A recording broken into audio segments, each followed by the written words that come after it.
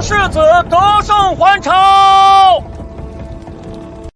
想不到这晋阳王世子年纪轻轻就战死沙场，还真是天妒英才啊！唉，就是可怜了世子妃。可怜什么？听说当年和晋阳王世子定下婚约的是他的嫡姐，若不是世子意外伤重垂危，而他的嫡姐急得一病不起，哪轮得到他进侯府冲喜啊？要我说，是他冲喜效果太差，把晦气带给了世子。圣旨到！奉天承运，皇帝诏曰：晋阳王世子战死沙场，忠勇可嘉。世子妃沈氏既为宗室之妇，当随夫殉节，以全忠烈之名，着即日赐晋，同葬皇陵。放开我！我是平远侯嫡女，我长姐是当今皇后，我父亲更是为国捐躯，圣上怎么可能让我陪葬？没什么不可能。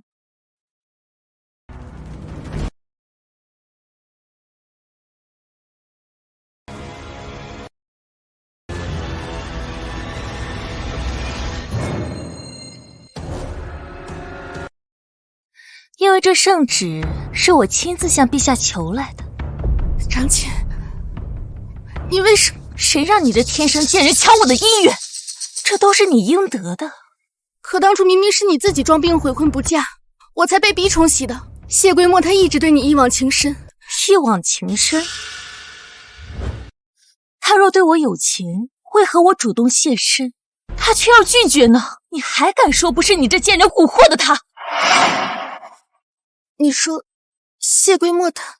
可笑的是啊，那谢归墨到病死之际都要替你写下放弃书，只为了不拖累你下半生。他到死都在替你谋划，可我偏不让他如愿。不要！不要！你呀，你就安心的下去陪他。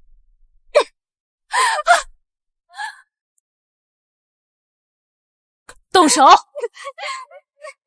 谢归墨心思缜密，唯独对你不胜防。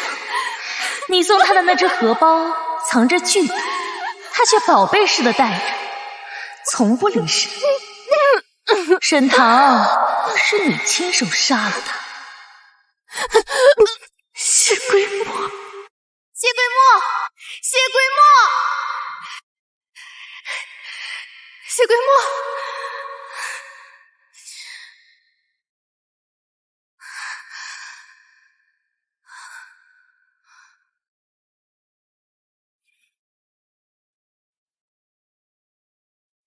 让我一世追逐，不染尘土，有情自嘲讽。愿我不念旧路，细雨朝暮，江山寒风。这荷包是我在庙里求的平安符，你别误会，我没有别的意思。我出征在即，你就没什么话想对我说的？等你回来，我就把你还给张姐。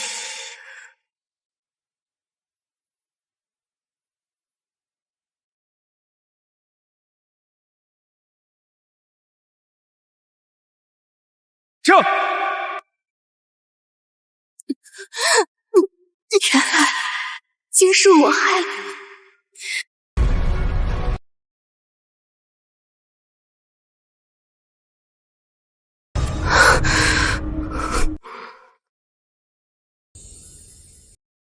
孽障！身为侯府贵女，你竟然下药抢你姐姐的婚事啊！你还有没有一点礼仪廉耻啊？这给沈寒下药，我这是回到3年前了。老夫人，您真的冤枉我家小姐了，我家小姐真的没给大小姐下毒。哼，有没有？验一下就知道了。来人，上家法。是。哼。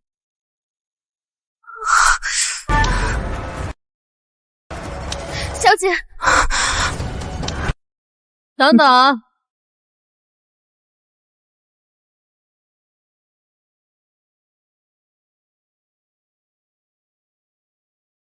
二夫人，求您救救我家小姐吧。母亲，唐儿与寒儿姐妹情深，这其中一定有什么误会。我和沈寒并非真正的同胞姐妹，沈寒只是寄养在我母亲名下的女儿，她的亲生母亲是沈家二房夫人，我的二婶。唐儿，你告诉二婶，你不是故意给姐姐下药，是有苦衷的，是不是？我的母亲病逝之后，二房夫人理所当然执掌了沈家中馈，她对我和沈寒向来亲疏有别，本来费尽心机为沈寒谋到了和晋阳王府的好亲事，却没想到半月之前世子重伤不醒，她担忧沈寒嫁过去守寡，就到我房里哭诉了一顿姐妹情深，暗示我可以给沈寒下药助她逃婚，却没想到前世我可真是瞎了眼，下药逃婚是假，逼我替嫁才是这对母女真正的目的。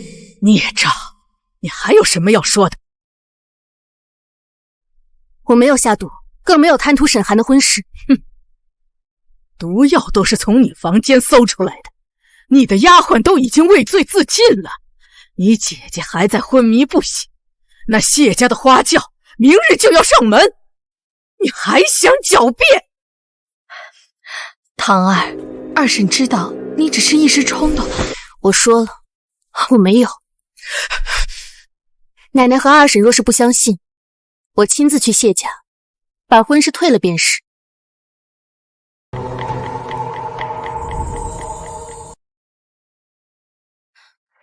不可以退婚。二婶不是担心我抢姐姐的婚事吗？怎么，我退婚自证清白不可以？哼，当然不可以了。可万一又退了婚，谢世子又醒了，这大好姻缘不就白送旁人了？唯有让这死丫头替嫁，才方便日后把这桩婚事换回来。哎，唐儿，你这可真是冤枉二婶了。不好了，不好了！那小姐她吐血了！什么？快走！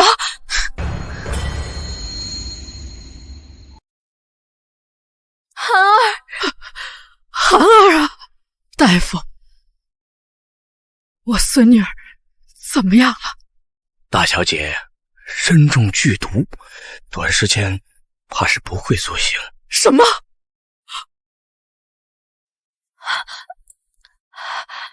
我的寒儿，你怎么这么命苦啊？偏偏在这种时候遭人毒害，娘有什么事，让娘可怎么办？晋阳王府的花轿明天就要上门迎亲，这可如何是好啊？母亲，寒儿如今是没这个福分了，不如让唐儿暂且替嫁，反正她们姐妹八字相同，想来晋阳王府也不会计较。先让我替嫁，若谢桂墨醒了就换回这亲事，还真是一把好算。好了好了，当务之急啊，是赶紧另找名医，给寒儿治身中之毒啊。奶奶不必担心，长姐之毒，孙女会治。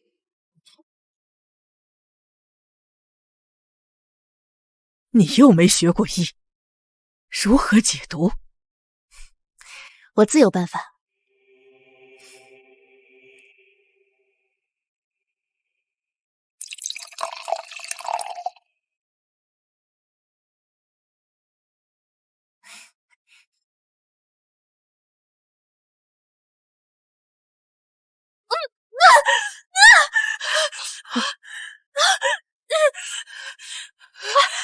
沈棠，你这是要谋害嫡姐吗？二婶误会了，我这分明是在给嫡姐治病啊！你看我这一剂良药下去，嫡姐立马就好了。你说我是不是比你请的这个庸医厉害多了？老小柜上还有事，先走一步，告辞了。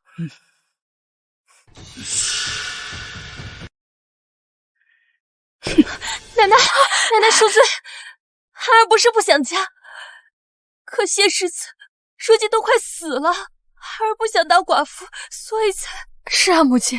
如今王府花轿临门，孩儿也是没有办法。胡闹！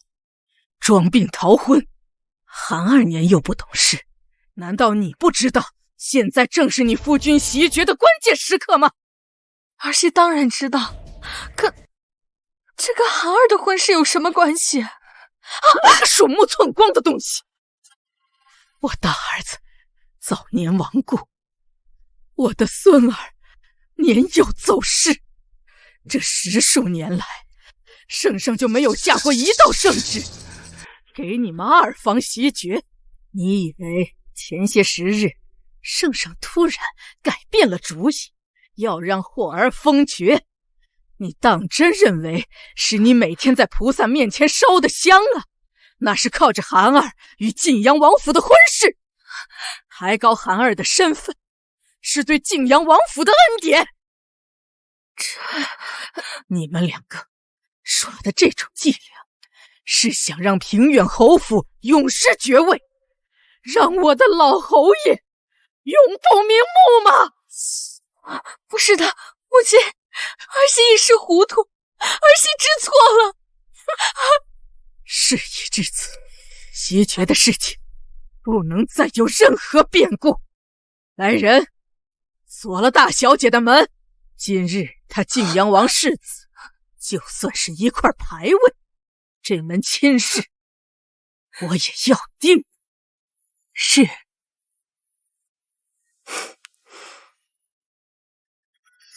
韩儿，哎呦，韩儿，我不嫁！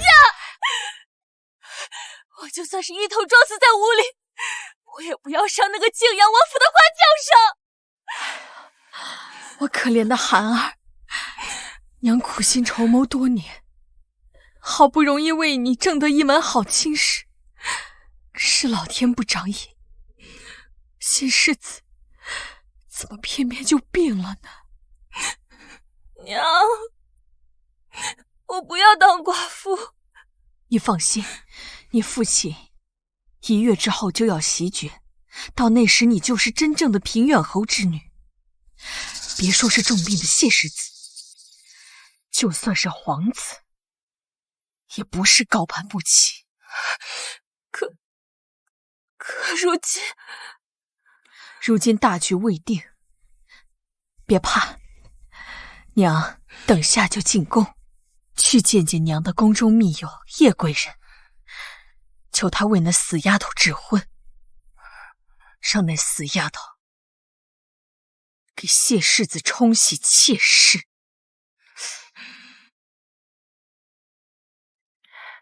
大小姐竟然是装病啊！这可真想不到。太太也是心狠，为了怕大小姐守寡，居然想把二小姐推出去冲洗，又不是亲生的。哎呦，说来说去啊，都是没娘的孩子，没人疼啊。就是啊，真是可怜。你说这，哎。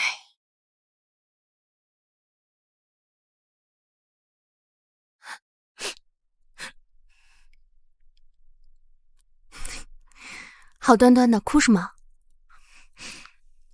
奴婢是心疼小姐，明明小姐才是平远侯独女，却被他们二房苛待了这么多年，如今还险些被他们推进火坑。等二爷成了平远侯，他们还不知道要怎么欺负小姐呢。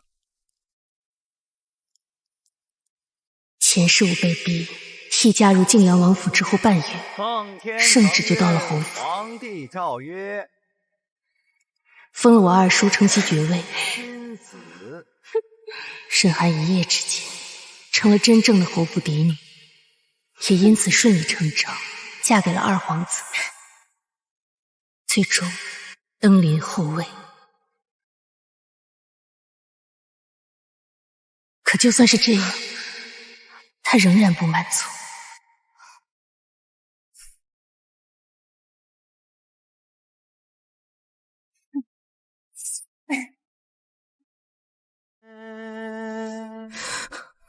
小姐，小姐你怎么了？奴婢扶你去床上休息。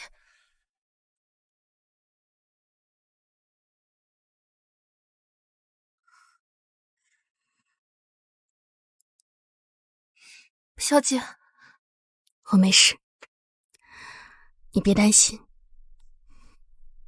无论是我还是沈寒，都不会嫁给谢桂木。二叔这爵位，席不成。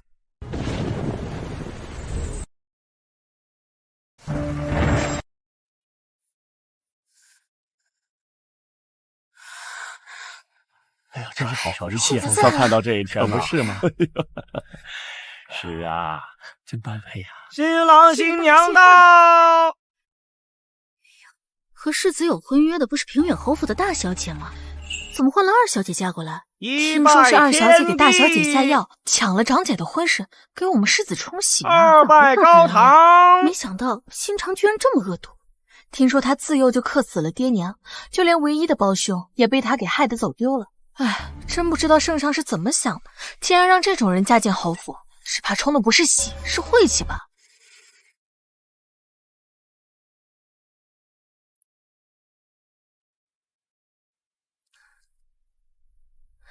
良辰美景，佳偶天成，恭祝世子与世子妃甜如蜜饯，花好团圆。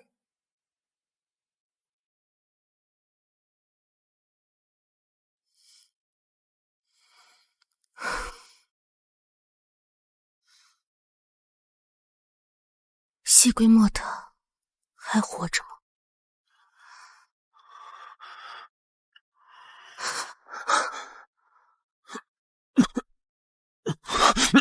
谢世子，谢世子，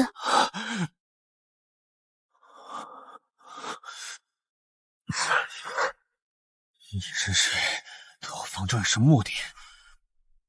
我是平远侯府二女沈棠，是来给你冲喜的。沈府，沈棠，是，我是沈棠。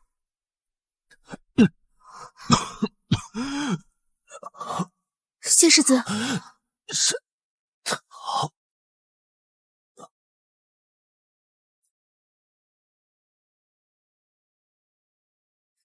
谢桂墨，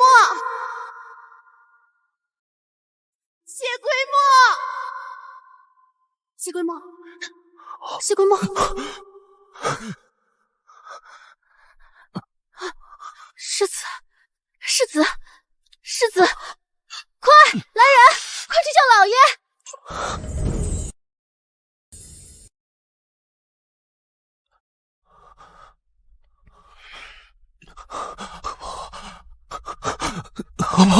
桂印，你听听，你兄长是不是在说些什么？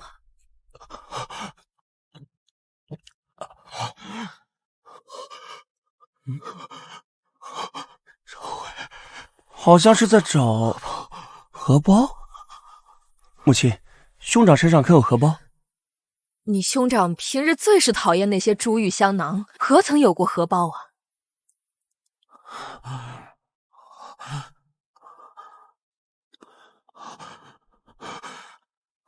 兄长好像就是在找荷包。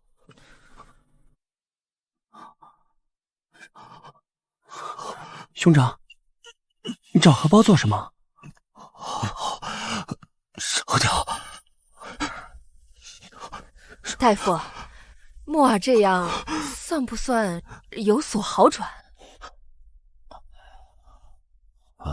世子的脉搏越来越虚弱，上好的补药用上去，仍然抵不过血气溃散。刚才片刻意识恢复，只怕是回光返照。什么？唉，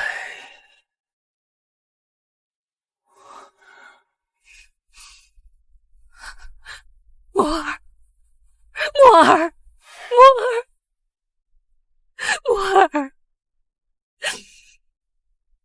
王爷，这该怎么办？墨儿伤势严重，就连宫中的御医都束手无策。眼下唯一的希望，怕是要尽快给他找人冲喜。冲喜？只是什么？你快说呀！只是那沈府大小姐听说出了变故，昨日沈家主母入宫请旨，让二女顶替了大姐的身份，还给咱们托信来说是二姐自阅先为妾室。王爷，你是糊涂了。如今墨儿危在旦夕，本就是我们亏欠姑娘家的，更何况冲喜冲的是贵气，岂可逼迫他人为妾的道理？有道理。来人，命人即刻准备好8抬大轿，明日天亮去神府迎娶世子妃。是。不好了，不好了，小姐，快醒醒，出大事了！出什么事儿了？宫里来人了。奉天承运，皇帝诏曰：靖王世子搭救二皇子有功，今世子垂危，朕准贵妃所请，赐沈家二女沈棠即日入靖王府冲喜，亲子。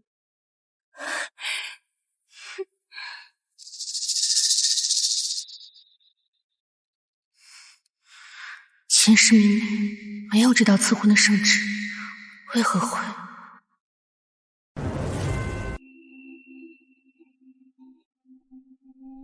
敢问公公，这是不是出现了什么纰漏啊？当初王爷亲自登门求亲，求娶的明明是圣旨记下，岂会有错？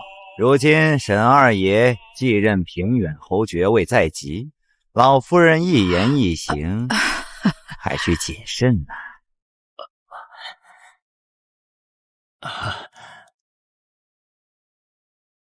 是啊，母亲，袭爵不能有闪失。圣旨定了新娘是唐儿，那便是唐儿。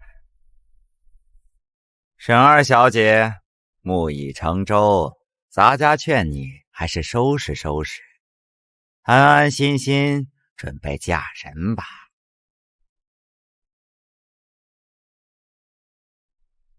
大小姐明明是装病，新娘却还是换了人，一定是二房夫人搞的鬼。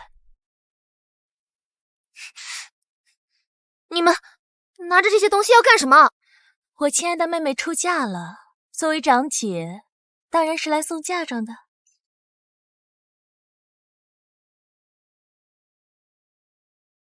沈棠，昨日敬酒不吃，今日罚酒的滋味如何呀？昨日你如果安安分分的去替嫁冲喜，还能捞着一个仗义的好名声。今日圣旨命你替嫁冲喜，你就算再不情愿啊，也只能乖乖的去当个寡妇，还是一个下人妾室呢。沈棠啊沈棠，你只不过是一个孤儿，能为我们平远侯府重新换回来一个平远侯爵位，是你的福报啊。你是不是应该跪下来，好好叩谢我给你的机会啊？小姐，小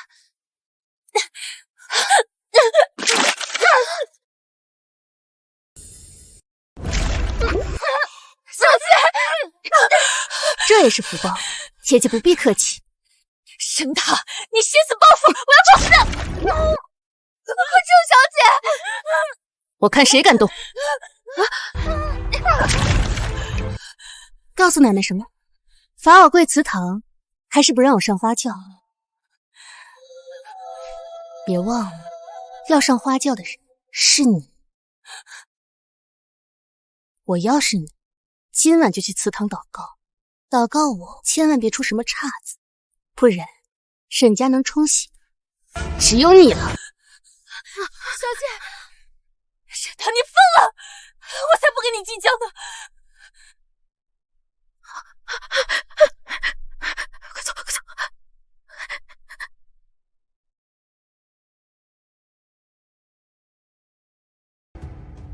小姐，奴婢这就去把这晦气的嫁衣给烧了。等等，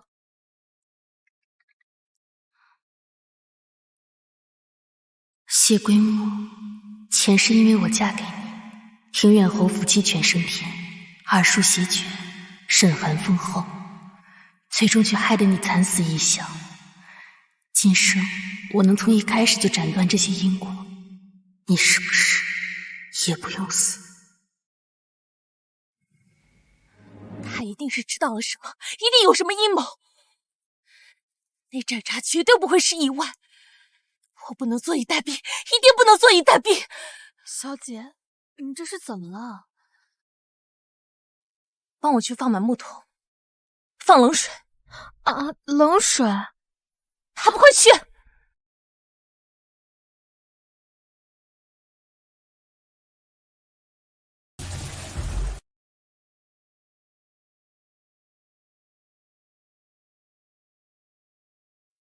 小姐，您真的要……无论如何，明天在花轿上的一定得是沈棠。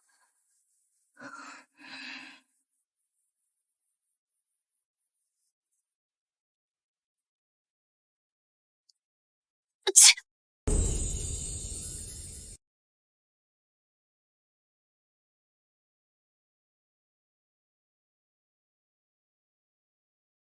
哎，慢一点，别伤到木耳。是。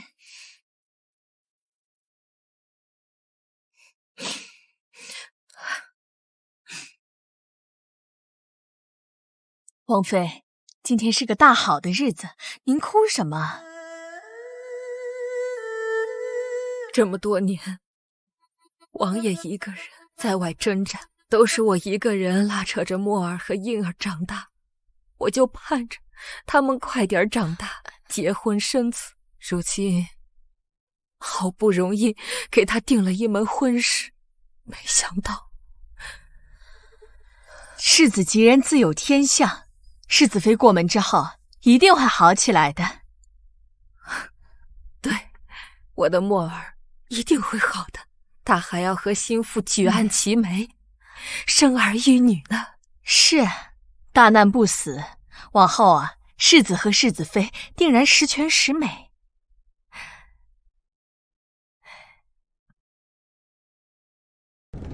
嬷嬷，十全嬷嬷怎么还没来啊？太太现在正心烦呢，哪有闲空管你们这些小事？我家小姐还没有梳妆，就等着十全嬷嬷上门梳头，耽误了吉时，你们赔得起吗？不过是去冲喜的，又不是真去当世子妃的，本来就是没福分的人，随便自己梳洗一下，喊上两句意思意思就得了。你起开，我还有事儿忙。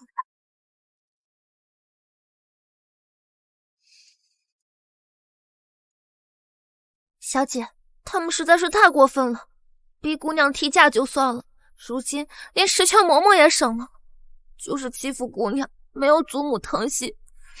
没有就没有吧，自己的福分本来就是要自己挣。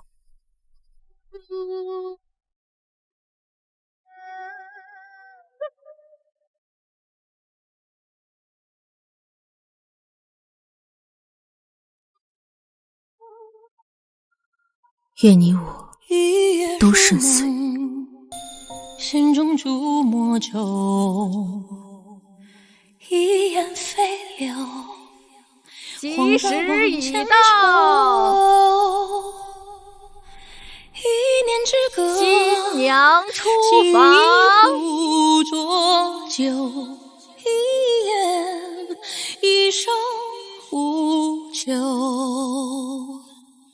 一颦入墨，桃花一入桃花轿，一叶知秋，爱恨莫须有。良辰美景胜琼瑶，千金会不休。恭迎新娘上花轿，风流。不必两为难，璀璨是暗淡，生是情似海，灭时更已还。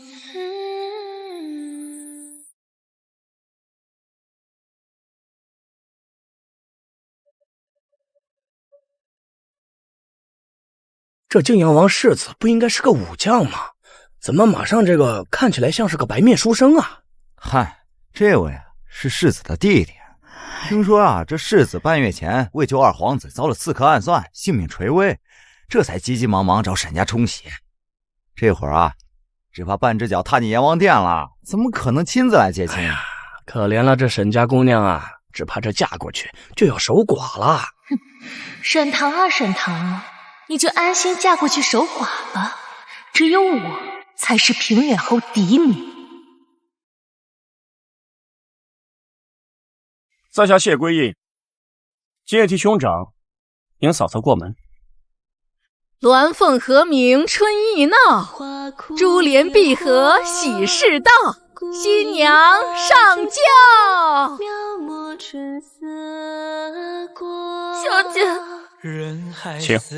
茫茫，千万人千万双，白驹过心霜。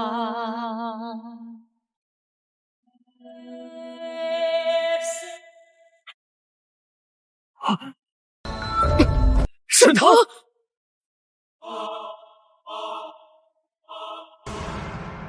长嫂这是何意？没什么意思，有事相商。我兄长还等着冲喜，长嫂不如先过门，再与我兄长商量。可我不打算做你的长嫂。沈儿姑娘可知，今日戏耍泾阳王府是什么后果？是沈棠，你这是要做什么？孽障啊！快把凶器收起来！我确实不能拿你怎么样，但你打个赌吧，谢二公子。我赌日落之前，你兄长就会转醒，根本就不需要人冲洗。放肆！这圣上赐婚，岂容你这般儿戏？孽障，孽障啊！你这是要牵连咱们沈家满门吗？啊！奶奶，你消消气。可我凭什么信你？不是在拖延时间。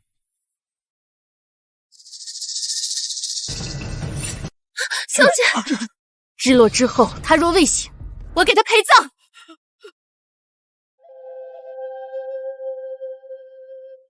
马上折返，打探兄长病情。是。疯了！你真的疯了！孽障！你今天犯下了大错，不必等到天黑了。来人，把他给我拖到祠堂去跪着。一场却不长远。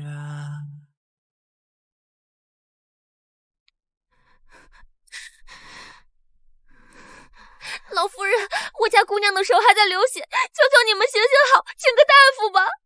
那点小伤死不了，自己做的孽，就让他自己受着。老夫人，如果今生所有事情都与前世一致，我嫁入王府的时间是未时，而谢归墨醒来的时间，应当是有时。谢归墨，我们一起赌吧。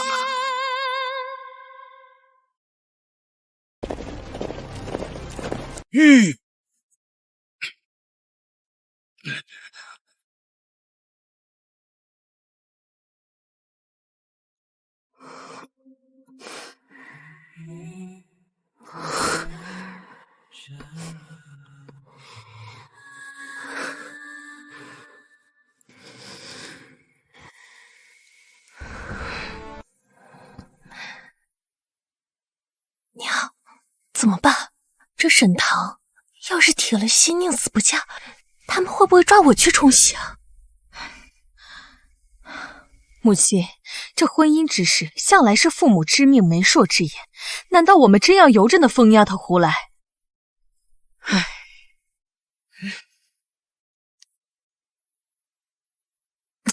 快说话呀！母亲，今日是圣上赐婚，若是我们延误了冲喜时辰，但凡世子有什么不测，圣上只会归咎到我沈家头上。万一圣上改了主意，不让孩儿袭爵，那……没错，这袭爵的事不能再出岔子了。来人，进去把二姑娘给我绑了，即刻送到晋阳王府拜堂。是。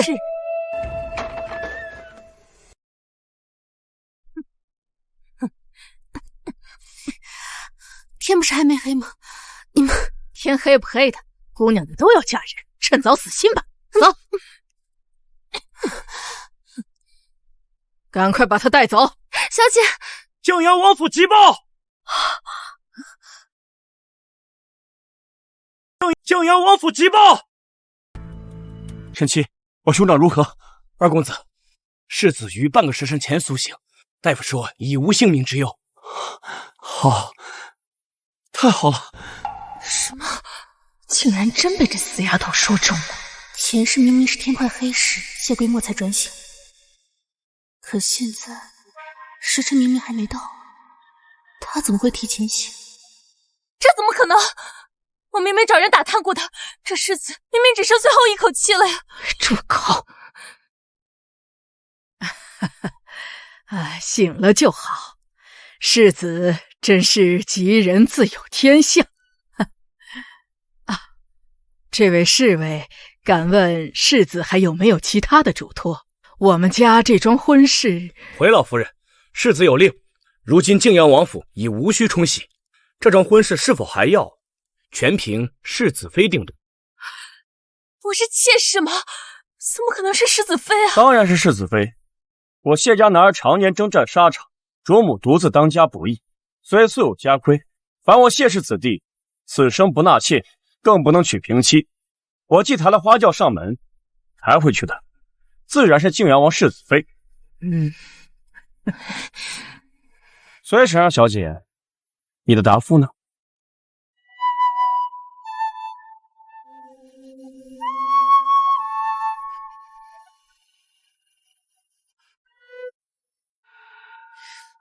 堂儿，这桩婚事那可是千载难逢的，你得仔细想清楚。是啊，堂啊，这桩婚事丢不得呀。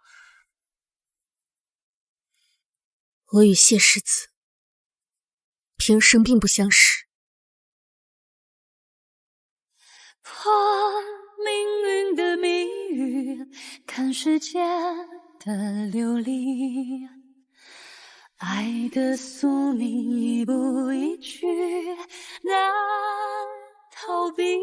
往日已无情分，的月光里，前尘如烽烟起，回里满是你。这桩婚事不如就此作罢吧。明白了，我会把小姐的话带给长兄的。告辞。搬东西回府。谢二世子，等一等。谢二世子，等等。实不相瞒，半年之前老王爷亲自上门提亲，本来属意的是我家大姑娘，您看……倒是个好主意。如今我兄长醒了，不再需要冲洗。既然二小姐不愿意，那便换回大小姐，便是皆大欢喜。对对对。还真当我晋阳王府是阿猫阿狗都能进的吗？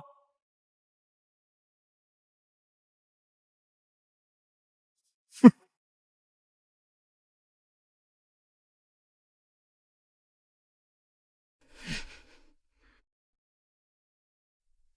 你这……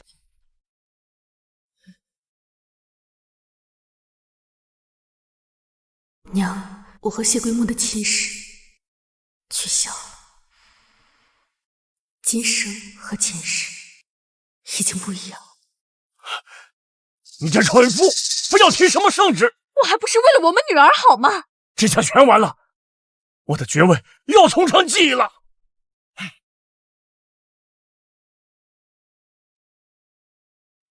从长计议，前世你们害得我全家惨死，今生今世无论是爵位还是后位，你们一个也别想得到。小姐，我不会放过你们。小姐，小姐。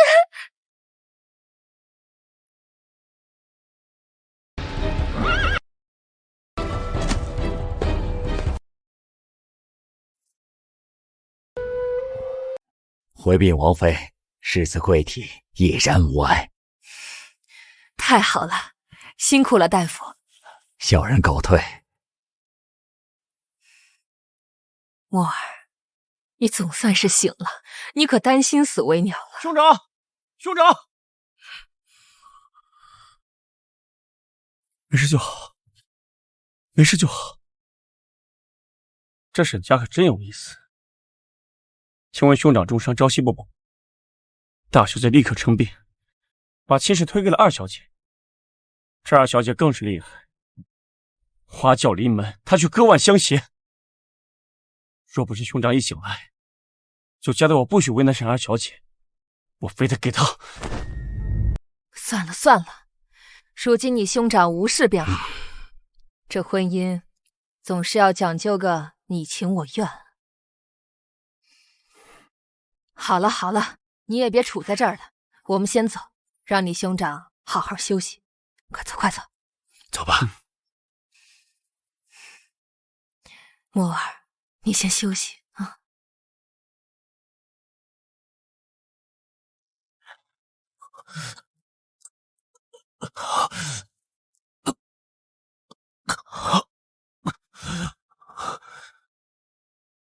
割腕拒婚，你怎么会不愿意嫁给我了？明明那时候你……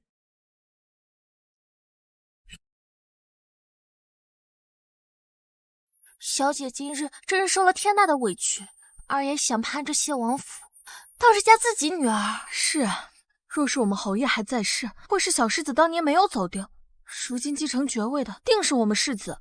今时今日，谁能把我们小姐欺负到这份上？小姐刚睡着，走吧。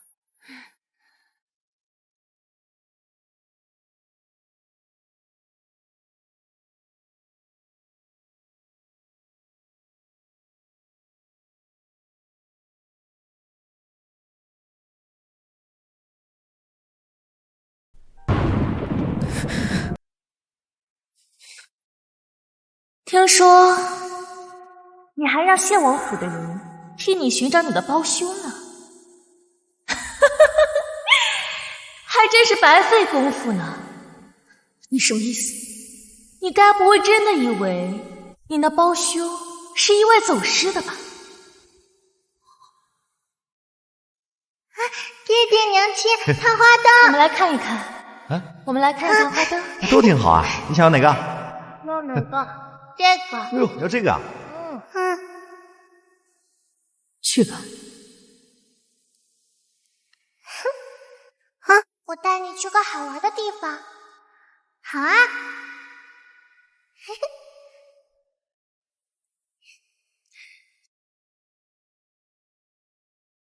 哎，有人落水了！桃儿，桃儿呢？桃儿，哇，你在这等着父亲的亲。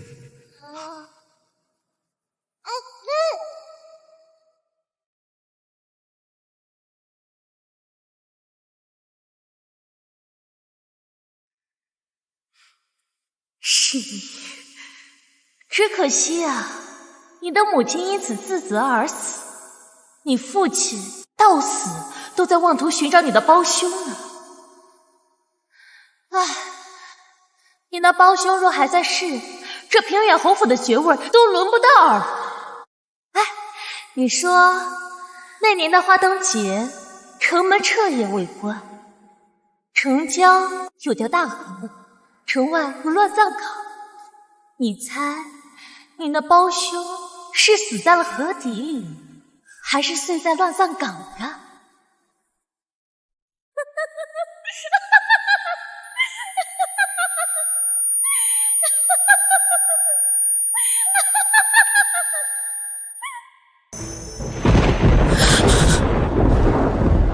是害我全家，你给我等着！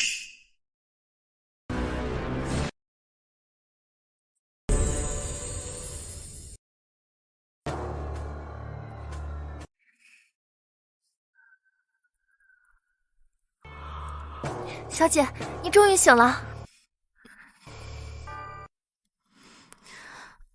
什么事儿？倒也不是什么大事儿。珍宝阁的掌柜忽然来到府上，说小姐前几日送去柜上修补的那盏琉璃灯，不知道被哪个没长眼的伙计给弄丢了。琉璃灯，就是小姐去年从花灯会上带回来的那盏。小姐，小姐，小姐，小姐，你昨日又流了那么多血，可不能动怒啊！灯没了，我们让珍宝阁赔一盏便是。都过去这么久了，丢了就丢了吧。对了，小姐，珍宝阁掌柜说还有要事要向小姐禀报。小人的珍宝阁与城中几家当铺素有往来，时常会收一些各家的典当之物。昨日小店彻底清了清仓库，虽未找到那盏琉璃灯，但却发现了一些可疑的首饰。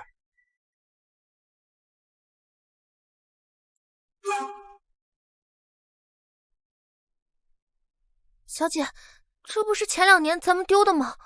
还有这个，上个月踏青时不见的，怎么在这儿啊？这些首饰啊，都是城中当铺收了的。小人记得小姐曾经戴过，就赶紧拿过来给小姐过个眼。看来府上确实需要扫扫院了。多谢老板，来得正好。小人告退。小姐，这首饰盒跟打扫院子有什么关系啊？银杏，你帮我找几个身强体健的侍卫来。小姐还真要打扫院子？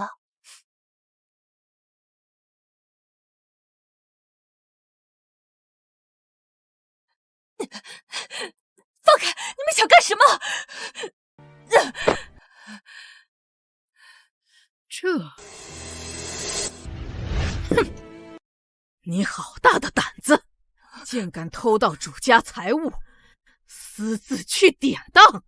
老夫人，老奴冤枉呀！老夫人，那只簪子是我在路上捡的，老奴在侯府多年，本分分服侍主子，绝不敢行偷盗之事。是啊，母亲，这蒋妈妈是府里老人了，今日之事许是有什么误会。误会？那首饰盒里大多都是我家小姐的首饰，蒋妈妈感情是专门跟在我家小姐屁股后头捡漏啊！上午捡东西，下午就去当铺，可真是好大一场误会。老夫人，奴婢也是有苦衷的。老奴那不成器的儿子日日烂赌，老奴的孙儿生病了无钱医治，所以这才起了贪心。老奴也是走投无路呀。既有苦处，何不早说？你是我们府上的老人，我们岂能见死不救？老夫人，老夫人，小姐，得饶人处且饶人。堂儿，女子仁德的道理，二婶应该教过你。二婶不妨看完全部的证据，再开口也无妨。来人，把从蒋妈妈房间里搜到的东西呈上来。是。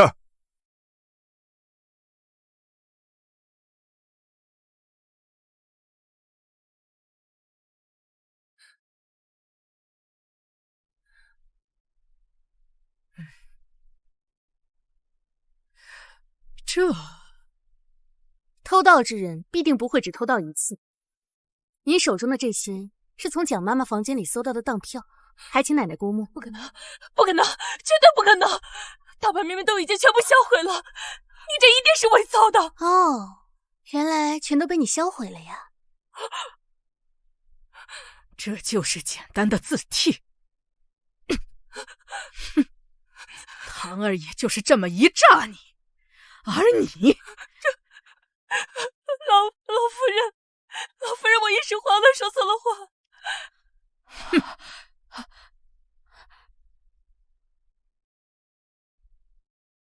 这些是珍宝阁老板从当铺搜罗的我们沈家的金银珠宝，票面上虽然没有名字，但却都有存根。蒋妈妈不妨当面跟我去当铺查验。奴婢也是一时鬼迷了心窍，奴婢知错了，老夫人饶了我这一次吧。拖出去，杖责40，即刻发卖。老夫人，饶命啊！老夫人，二夫人救我！二夫人，我可是你的人呀！二夫人救我！想不到沈家竟藏有如此一只家属，真是知人知面不知心呢。可是蒋妈妈不是口口声声说是二婶您的人吗？作为家主，此事你也有责任。今天晚上去佛堂抄经吧。是。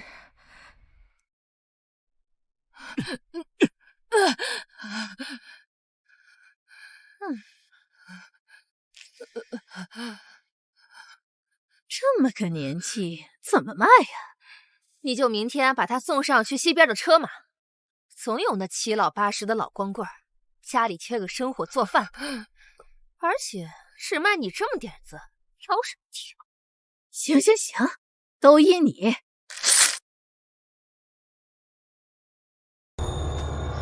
一天天的，竟是些碎渣子生意，切！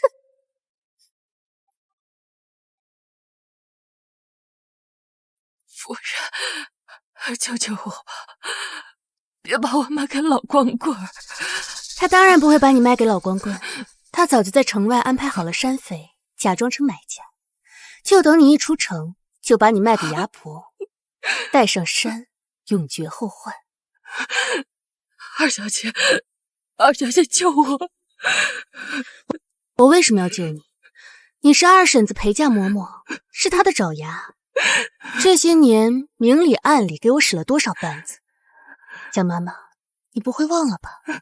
二小姐，求求你发慈悲，奴婢知道错了。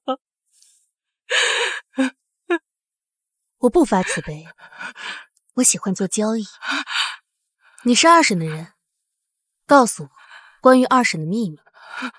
如果我感兴趣的话，卖身契还给你。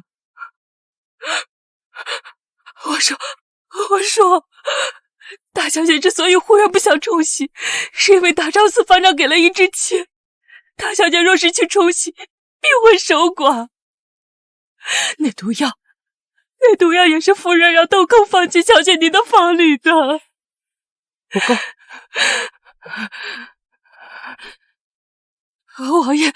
王爷提亲前，大小姐其实并没有见过谢世子，是当皇上与谢世子有救。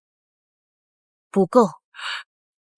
夫人这些年职场中困，都动用宫里的钱放银子，还有城里的3家绣咒，也是他专门用来贿赂叶贵妃娘家用的。哦，怪不得能说动贵妃请动圣旨，原来还有这样的武器。二小姐，你说的这些都跟我没什么关系，跟卖身契抵不了。小姐，奴婢以前下人，知道的也就这么多了。你就算是打死奴婢，奴婢也说不出什么秘密了。二小姐别走，二小姐，我知道小世子的下落。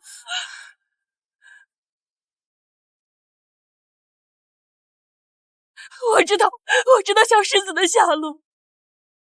说，那年花灯节，夫人命我找人绑了小世子，她想让我把小世子在竹城弄死，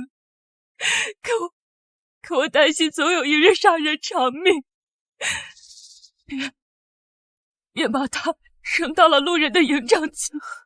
什么人的营帐前？我也不知道，只知道是西边来的当兵的。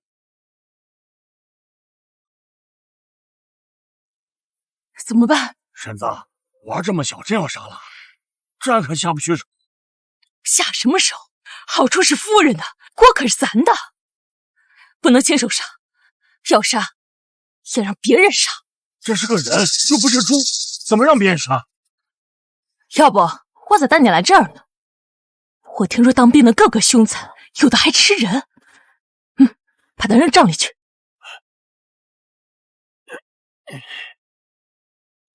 太好了，只要找到小世子，平远侯的爵位就怎么也轮不到二老爷了。可是小姐，人海茫茫，我们能上哪里去找小世子？虽然人海茫茫，但事在人为。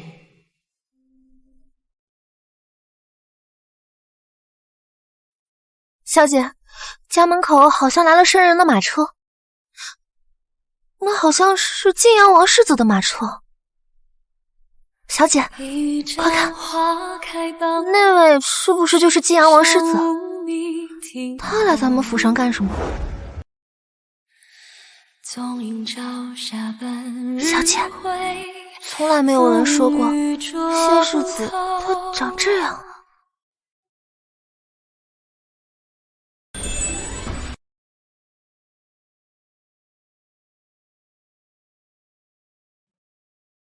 银杏，快放下窗帘。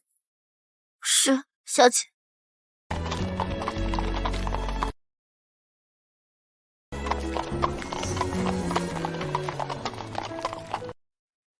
世子，您带着伤。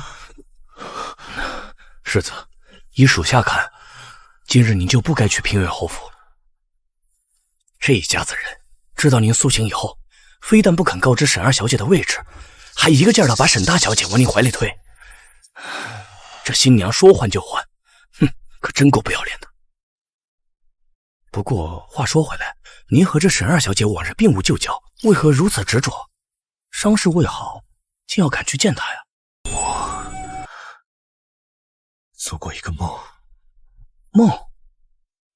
我梦见人间的宿迷糊你的笑颜，哪怕身后是风雪，再多浮生只为这一生思念，此生不枉然。我梦见她本该就是我妻子。我说这事儿闹的，这他闹上门来退婚了。我说，快走快走走。这位嬷嬷，府上发生什么事了？哎呦，我跟你说，刚刚晋阳王府的世子亲自来退婚了。咱家的大小姐一时气急，这不哭着闹着要上吊吗？上吊？等等，你这一天去哪里了？你嫡姐因为你被退婚，你不打算去请罪吗？阿婶说笑了，圣上赐婚的不是我和晋阳王世子吗？若不是你死活不肯上花轿，丢了晋阳王府的面子，他们岂会非要退婚？是你毁了你嫡姐的大好姻缘。眼下他正吵着要悬梁自尽，你打算怎么赔？悬梁自尽啊？那我去帮忙扶个凳子。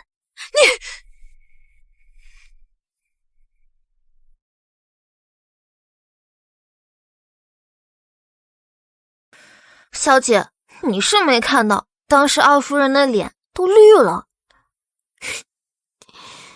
不过话说回来，晋阳王世子论家世门第、美貌才华，都是一等一的好。眼下他也醒了，那这桩婚事倒是好婚事了。小姐，咱们要不要争取下？放心吧，自然会有人争取的。这桩婚事无论如何不能放弃。若是失去了晋阳王府的助力，那袭爵一事又成了未知。所以，我们绝不能坐以待毙。可是奶奶，谢世子已经亲自上门推了亲。他只说皇上收回了此婚，又没说要和我们断情，那就是还有机会。不错。寿王府的春日宴举办在即，寿王妃一定会邀请帝都城里的未婚子女一起赴宴，到时候谢世子一定也会出现。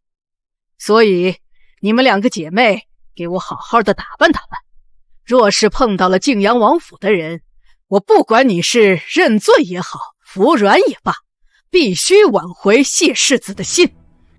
你们俩听到了没有？是奶奶。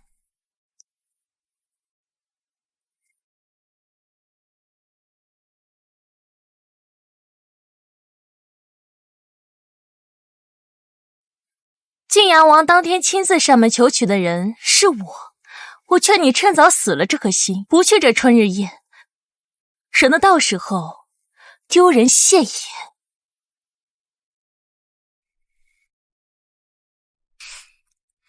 小姐，我们真的要去那春日宴吗？当然要去了，有热闹看了。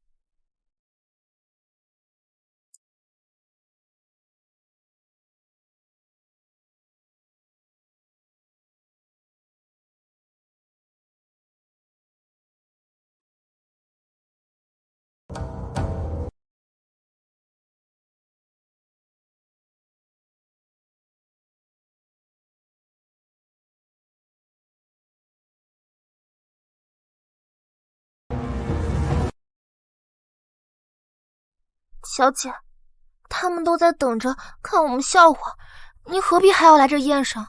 我有我不得不来的理由。蒋妈妈说，哥哥被送进了城外士兵的营帐。10年前西边饥荒，无数流民上京，彼时出现在城外的士兵，应当是看护流民迁移的征西军分支。春日宴上集结了各大世家女眷，其中不乏有西边调来的。若是能探到一二，也是不枉此行。可我们怎么分辨哪些人是从西边来的？西边多草原，儿女皆善骑射，即便入了帝都城，风貌也不会和帝都城一模一样。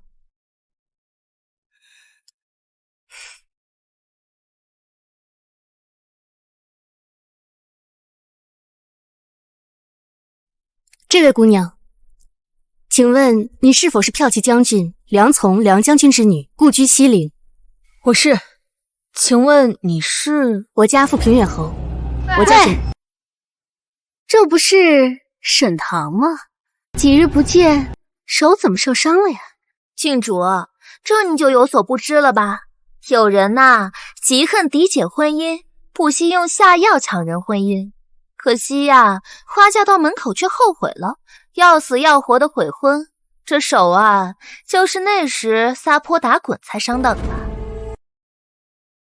赶紧通知大哥，他再不敢来，可就要错过一场好戏了。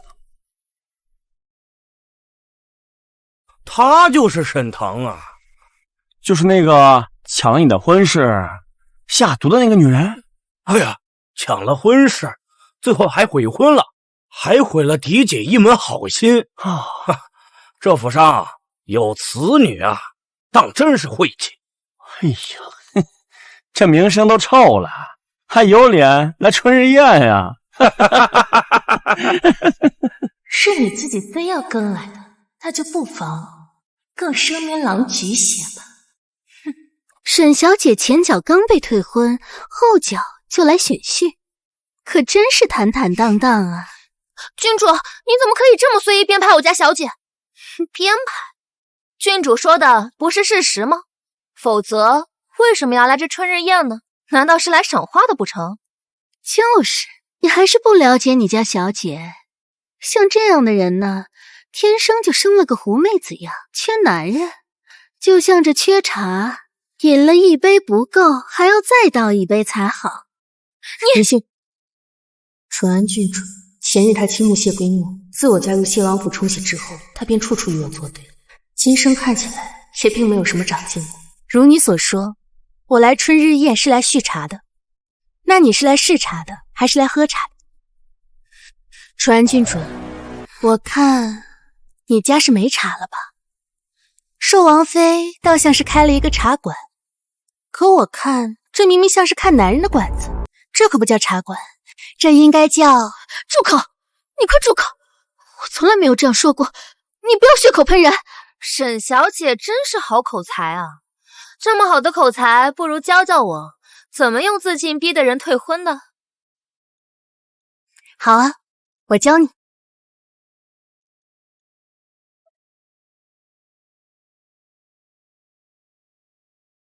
你想干什么？按你说的，如你所愿。救命啊！兽王妃到！王妃，快救我！王妃，快救我！他要杀了我！到底怎么回事？娘娘恕罪，我妹妹前不久和晋阳王府退了婚，一直心烦气闷，这才不小心和李小姐发生了口角，一时激动。娘娘明鉴，我妹妹她不是故意的。我没有问你，你就是那个被皇上指婚给归墨又抵死不嫁的沈二小姐？是，王妃。说吧，刚刚是怎么回事？回寿王妃，刚才小姐问我那日如何以死相携，非要向她演示一遍。你胡说！你分明就是要杀了我！是吗？是，我坐着。在下是骠骑将军梁从之，梁欢，愿意为这位小姐作证。方才她确实是应邀展示。住口！梁小姐是寿王妃的亲外甥女，还能污蔑你不成？好了，闹剧到此为止，开宴。梁小姐，方才多谢。不必客气。自我入帝都城以来，见过有骨头的人不多，你算半个。以后有需要尽管找我。我还真有事想要请教梁小姐。什么？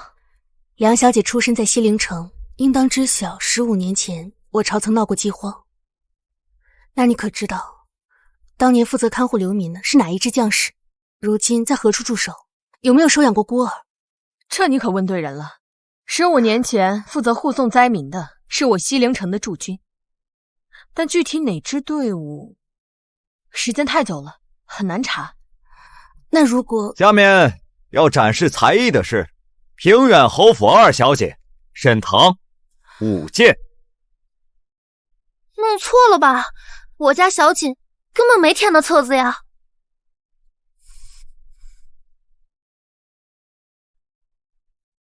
可这上面明明……舞剑，这沈家二小姐看起来文质彬彬，怎么还会舞的？说不准啊，是拿着剑挥两下，做个假把式。唐儿，祖母自小就教导我们，做事要磊落，你误填了，只需支个歉就可以了。寿王妃宽容，也是不会计较的。这只怕不是误填，是怯场吧？沈小姐，你的这位姐姐怎么活得跟话本里的人物似的，这么逃诞？让梁小姐见笑了。唉，要不要我帮你？多谢，不过需要借你的建议哦。好。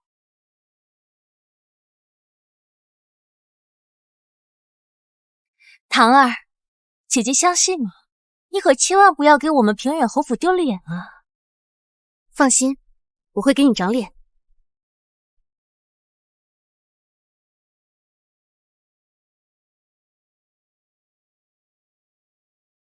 这看起来还真有模有样的。这身段倒也不错，有意思。摔下来吧，有多狼狈就摔多狼狈，看你以后还敢不敢抢我的东西。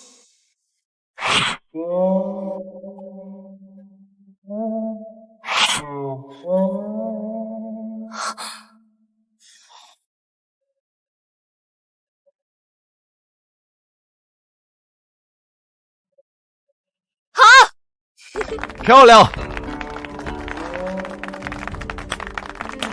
怎么感觉有些眼熟呢？他怎么可能会见我？我明明从小就跟他一道读书识字，一起练习学礼，他什么时候学会的见我，爱我的如此？这不可能！如何？有没有你晋阳王妃当年的风范？妹妹谬赞了，我呀老了。什么？她会就是晋阳王妃。想不到京城贵女之中，竟有如此飒爽之人，真是难得呀。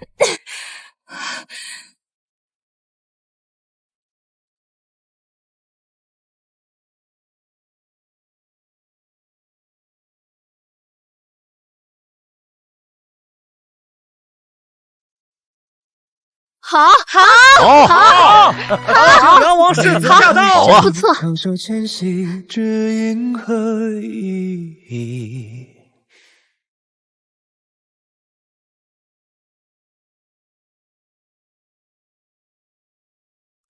糟了，这招式是我前世向他学的，绝对不能让他看出来。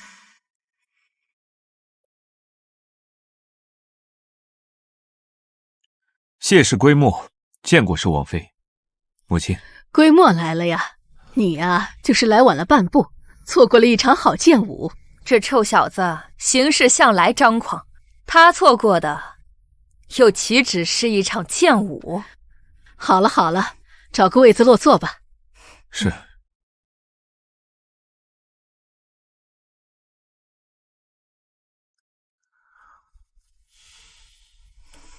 他应该是刚到吧，应该没有看见方才的剑舞吧，否则以他的性格，定然不会放过任何可疑之处。我又无法解释，这些招式是前世他亲自所教。沈小姐还真是精彩绝艳，当真是不错，把我前些日子得的东珠拿上来，送给沈小姐当做嘉奖。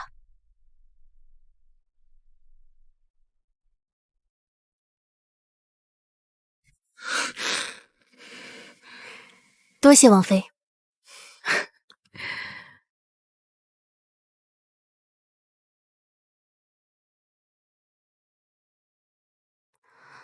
梁小姐她不在了，今日闹出的动静已经够大了，是得想办法尽快脱身。听说晋阳王当年亲自求娶的是沈家大小姐，只是后来因为冲喜才换了个人。这谢世子怎么眼下就坐到沈二小姐的身旁？是啊，我也听说，这谢家世子前些时日刚刚被沈家二女退亲了。莫非这谢世子就好这口？还是你有眼光？那沈大小姐的脸面，哎呀！今儿啊，我算是知道了我儿为何被强行退婚。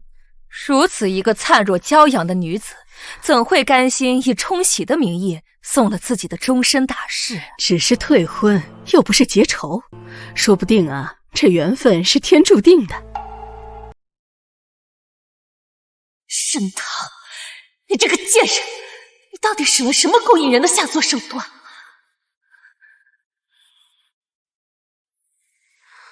我今生明明还没有和他有什么瓜葛，谢归墨他为什么会坐到我身旁来？他想做什么？是看出了我舞剑的来路吗？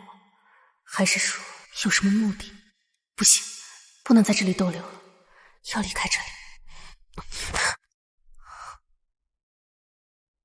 我若是你，就算心中有鬼也不会跑，免得引起猎人更多好奇，穷追不舍。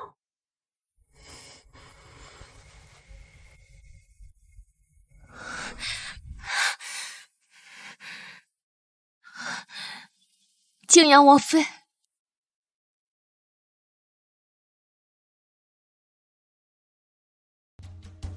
你这是？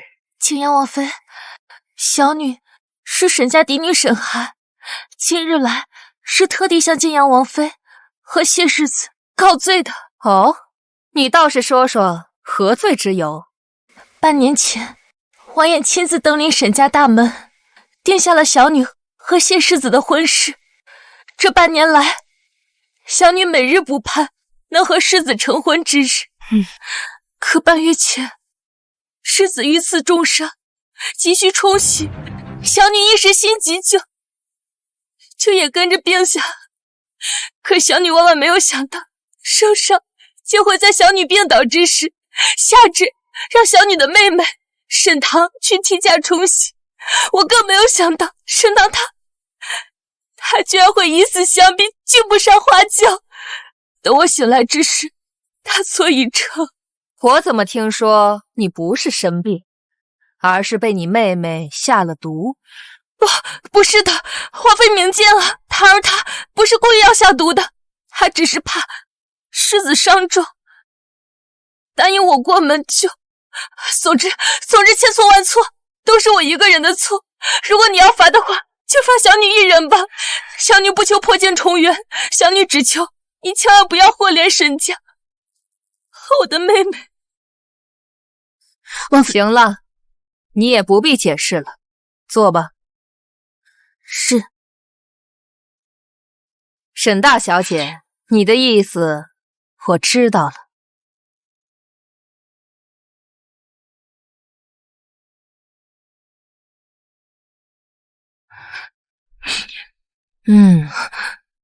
是个聪慧的女子，难怪王爷一开始提亲的对象会是你。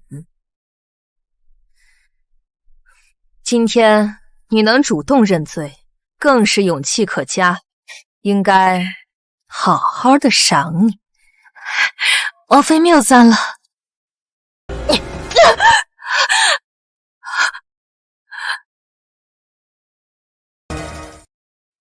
小姐，你无非是想让我们觉得你是无辜善良的好长姐，而你的妹妹是下毒抢亲的罪魁祸首。王妃，不是这样的，王妃。怎么，你是觉得本王妃是天生愚钝，听不出你的话中之意？晋阳王妃和寿王妃辅佐各自夫君，在帝都城站稳脚跟，可不是普普通通的后院主母，在众目睽睽之下玩手段，还是从二婶那里学来的后院伎俩，还真是够蠢的。我没有，不过才10几岁，学了这些阿杂的手段，还摆弄到长辈面前来，简直是大胆！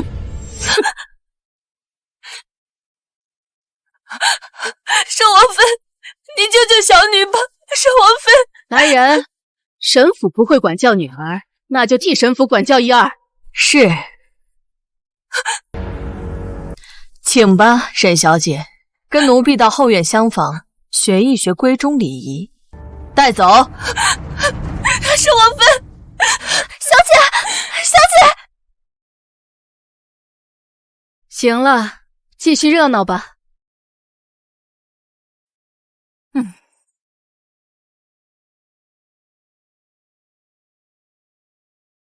你呀，也消消气，这又不是当年上战场的时候，你何必跟一个不入流的小辈置气呢？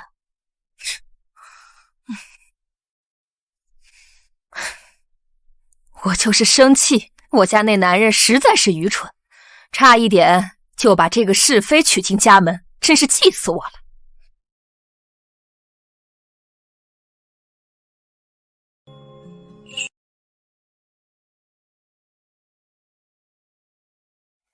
哎呀，就是，我也告辞了。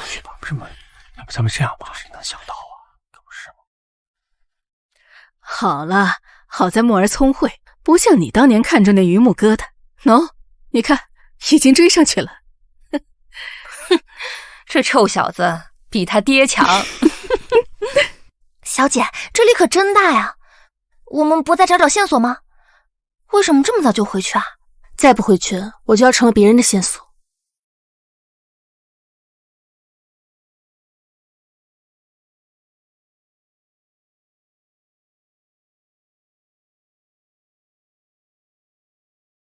小姐，是谢世子。谢归母，他怎么会追来？莫非他刚才看到了我的剑舞，起了疑心？不行，今时已不同往日，我不能自乱阵脚。宴席尚未结束，沈小姐为何匆匆离席？我长姐在宴会上闹了笑话，我也恼羞不安，无心玩乐，所以想早些回家去。是因为沈寒，还是因为别的？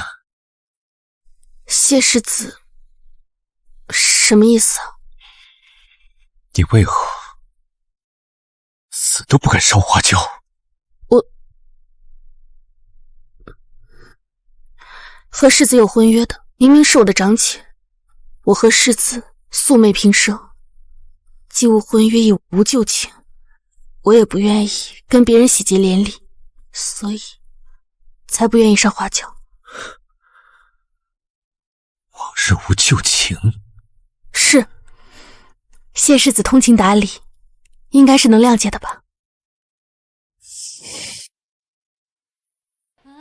对不起，谢贵母，我若嫁人，二叔便会承袭爵位，后面的一切都将变得不可控，我绝对不能再拖累你一次。既是素不相识，你为何对我并不陌生？从我进入燕西内，你就对我有种熟悉感。你的剑舞招招式式都有我谢氏的痕迹，一招一式仿佛是我亲手所教。糟了，他果真开枪！谢鬼魔，放开我！谢鬼魔，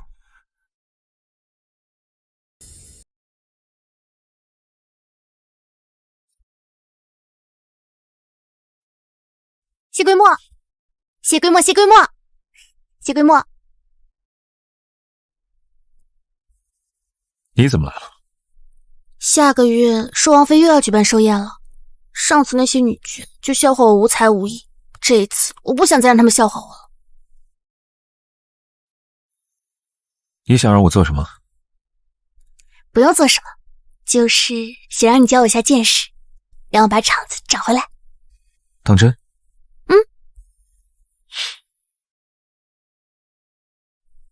我的剑舞是少年时期山下的剑客教给我的。你谢氏的剑法不只有你谢氏的人会，谢家军上上下下的人都曾学过，并不稀奇。至于我为什么会认识你，那是因为那日世子去沈家退亲时，我曾在马车上见过你。那日你在那辆马车里？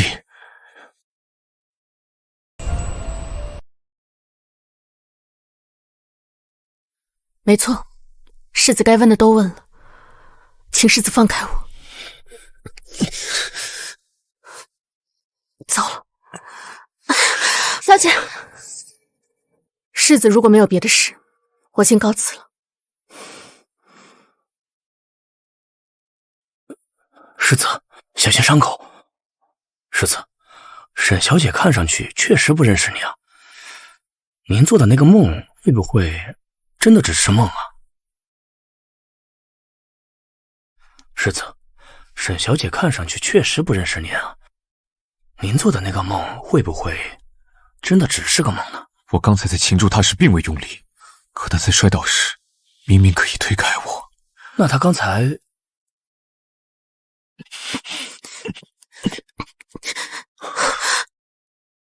他在避开我的伤口。世子，您的伤势可是机密，沈小姐她怎么知道您伤在何处啊？派人盯着平远侯府，我要知道他今日在春日宴上究竟在查什么。是。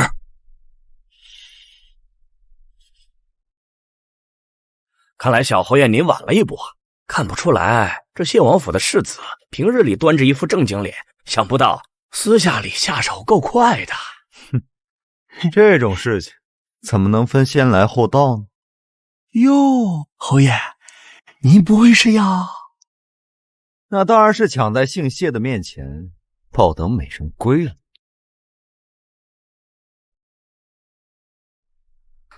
啊，二小姐，您可算是回来了，老夫人已经在大厅等您很久了。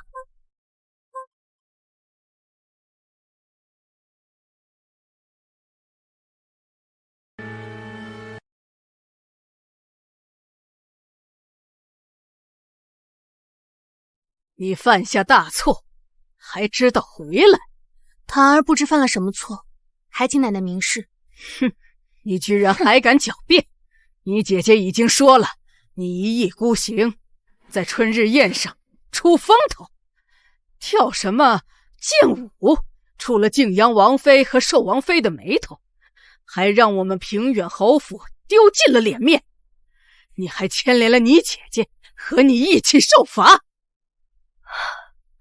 我可怜的涵儿，好好的一个大家闺秀，竟被野丫头拖累，生生的打成了这个样子。娘，原来姐姐是这么跟奶奶说的呀。事实本就如此。沈棠，如果不是你非要跳什么剑舞，得罪了晋阳王妃，怎会有如此是非呢？哦，既然罪魁祸首是我，那为什么挨打的是嫡姐你呢？还不是被你拖累的。行了，不用再争辩了。堂堂侯府的闺秀，竟然被寿王妃勒令学规矩，真是丢尽了我沈府的脸面。今夜你们2个都给我去祠堂罚跪。母亲，孩儿刚受的伤，万不可再罚跪呀。报，老夫人，寿王府来人了。什么？这么晚，寿王府的人来做什么？好像是来送礼的。什么？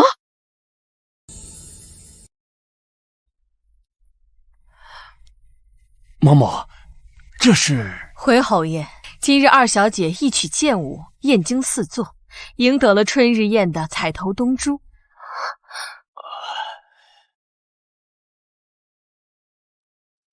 寿王妃说珍珠配美人，便把和东珠配套的首饰头面一并赠与二小姐。多谢寿王妃。不客气，礼物送到，奴婢就先告辞了。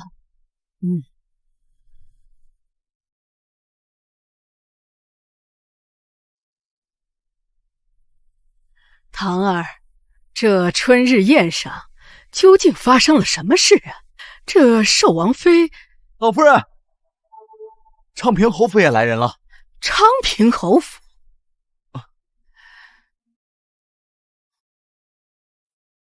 参见老夫人。我家夫人差奴婢前来传达，半月后我家后院办诗会，特备了一些薄礼和邀请函，邀二小姐前去赴会。快把礼物呈上来。昌平侯夫人真是见外了。老夫人您客气了，二小姐蕙质兰心，我家夫人喜欢的紧。那奴婢就先告退了。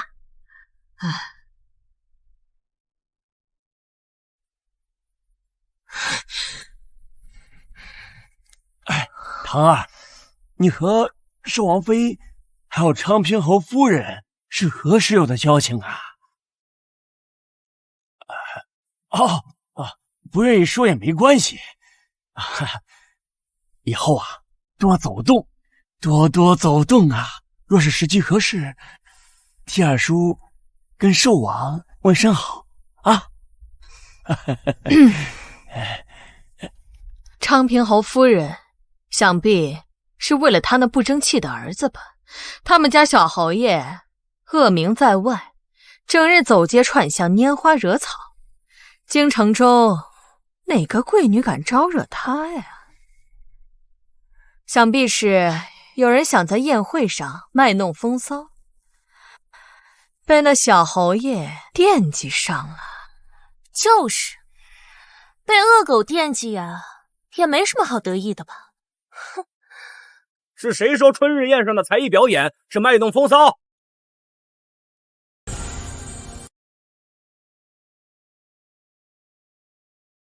泾阳王府贺礼到，沈家二小姐春日宴大放异彩，深得王妃喜爱，特送上翡翠手镯2副，珊瑚宝塔1座，金丝绮罗衫1套，赠与沈堂沈小姐。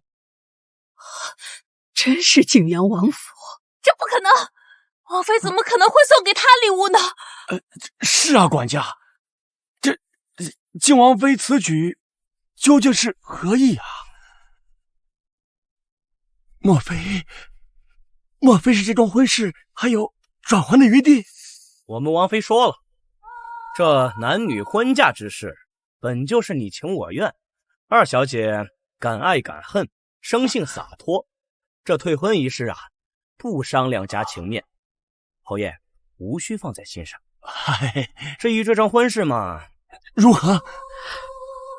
沈家的小姐光明磊落，侯爷啊，未来可期呀。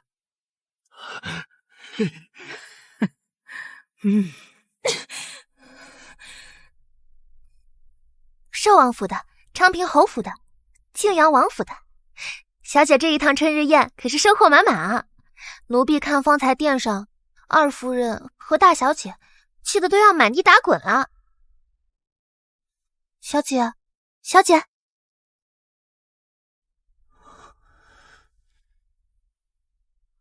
谢归木，他看起来与前世有些不同，真的是我想的太多了吗？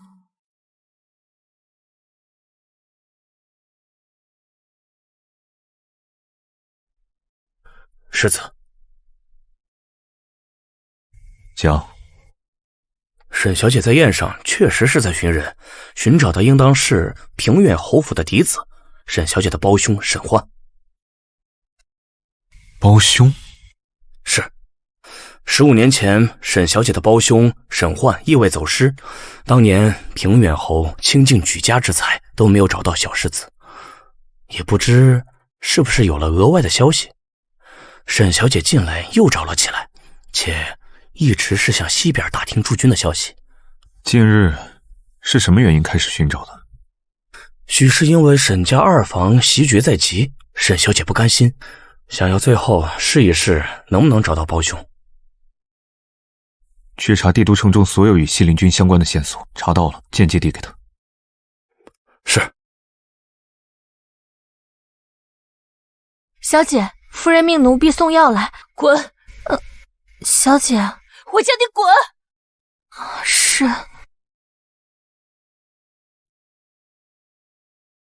我不是叫你滚，你听不懂。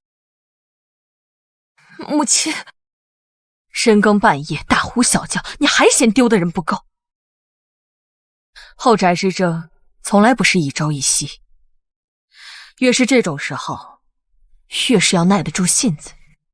可那晋阳王妃对那个死丫头青睐有加的，万一要是被沈她捷足先登，捷足先登又如何？她死了父亲，又丢了哥哥，不过是一条寄人篱下的狗，嫁谁不嫁谁，她自己说了可不算。娘是想，既然昌平侯世子看中了沈棠，娘作为沈家的当家嫡母，自然要成全晚辈的一桩好事啊。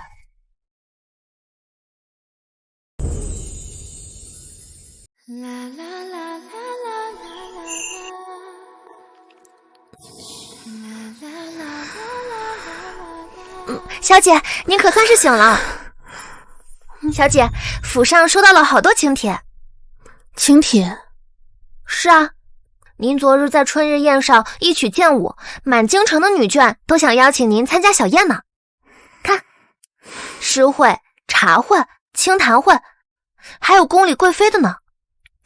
放那吧。这是那位西陵城梁小姐的。给我。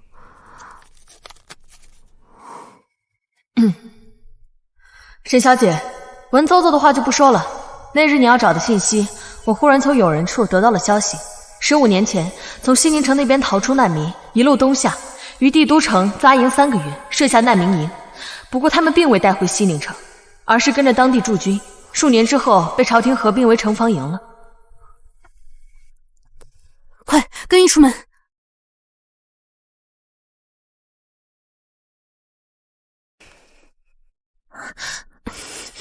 不出意外的话，当年的孤儿慢走啊，如今还在城防营。城防营都是男人，小姐你一个女儿家，怎么才能有办法进去调查呢？走吧。有办法，还是一箭双雕的办法。这些年庄子上的账都是二夫人在管，二小姐怎么突然想起查账目了？如果我没记错的话，红绡绣坊是我母亲当年的嫁妆，只因我父母亡归时，我年纪尚小，才交由二婶代管。什么时候易主了？不过我今日来也并非专程来查账的。二小姐，请指教。往年这个季节，是不是到了该赶制秋衣的时候？是。让工人们停下手上的差事。过几日，我会有一大笔秋衣生意。这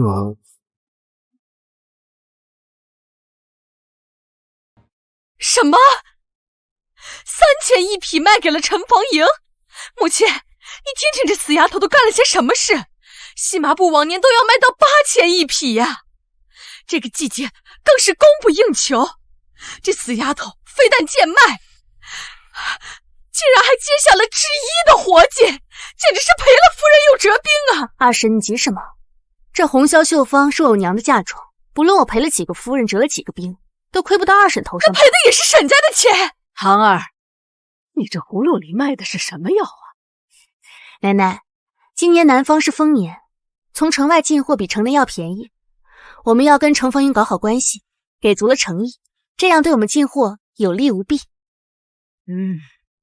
可那是800匹细麻布啊，还有人力物力，那得浪费多少钱呢？这钱虽然不少，但也不多。二婶执掌中馈，管理沈家名下店铺多年，应该最清楚不过。怎么，我们不会是付不起吧？当然不是了，二婶只是有些心疼钱罢了。行了，就这么决定了啊！那就有了二婶，现在就去交代一下账房，我明日就出发。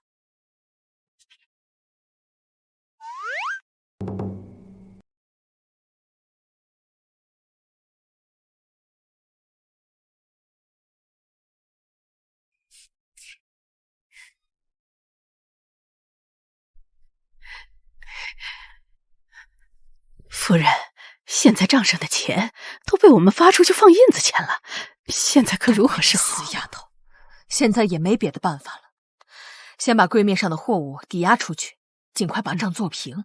是。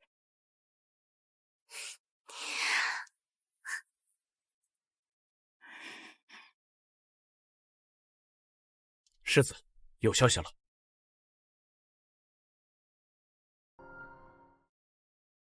世子，沈小姐得了消息后，果然找上了陈房营。不过她没有直接找人探听，而是以红绡绣坊的名义，说是要给陈房营的士兵做一批秋衣。秋衣？是，而且是以极低的价格做的这单买卖。您是没有瞧见，这几日陈房营的账房先生笑得牙都要掉了。不知道这沈小姐到底是着了什么道了？这位沈小姐如此的特立独行。世子，您梦中的那个沈姑娘也曾在这个时间去城房营吗？若她真的嫁给了您，那她真就是世子夫人了。一拜天地，二拜高堂。大夫开的这药该不会有问题吧？世子本来都只剩下半口气了，哪里还经得起这？横竖都到了这个境地了，今日再不圆房，这口气也该散了。说不定大夫的法子真有用呢。哎，添上啊！走吧。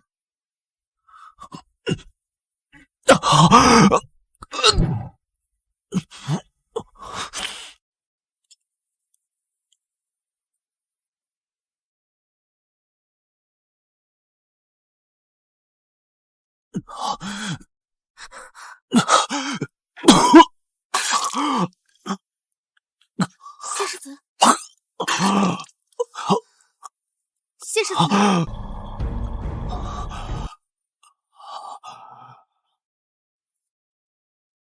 你是谁？来我房中有什么目的？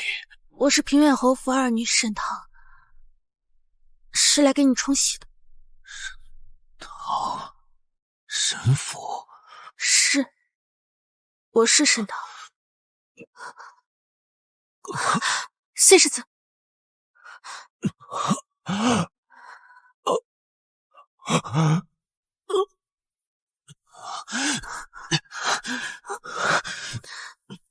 谢世子，你放开我！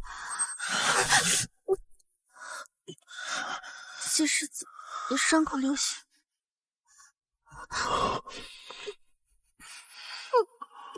谢归木。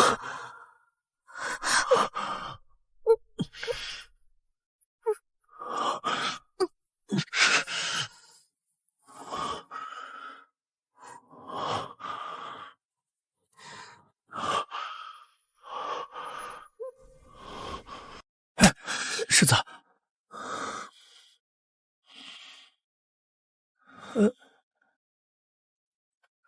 世子，你要去哪儿啊？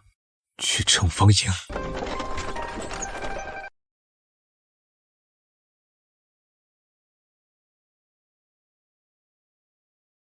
杀！嘿的！杀！杀！停！副将有令，今日才秋一，红霄秀坊坊主已在兵营内等候，各小队前往量体。是是，跟我走。是。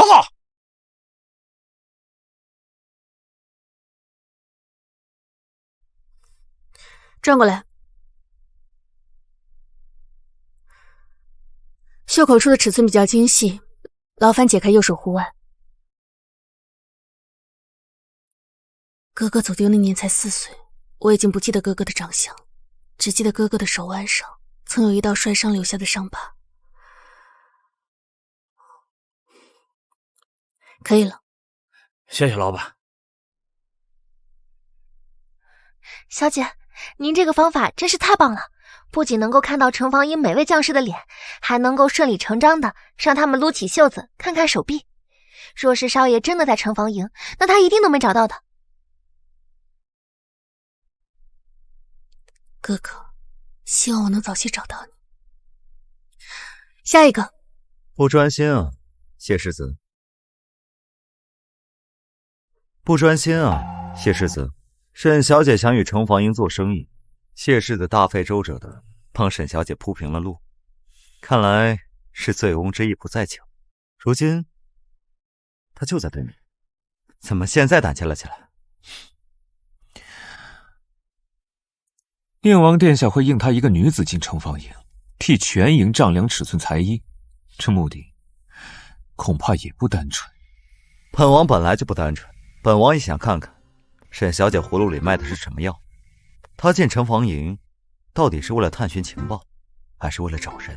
与其任由她探寻，不如敞开门让她进来。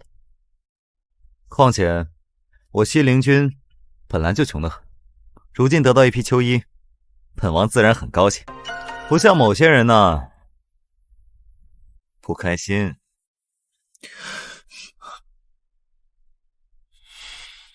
谢归梦，你我上次演练还没有分出胜负，如今西边战事要紧，你到底什么时候跟我回西陵？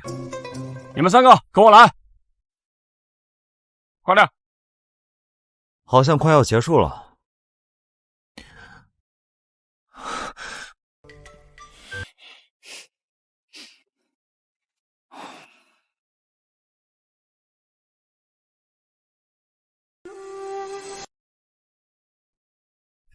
麻烦解开右手护腕。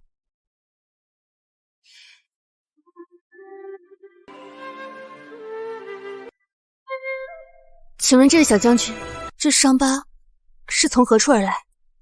这个3年前战场上弄的，小事。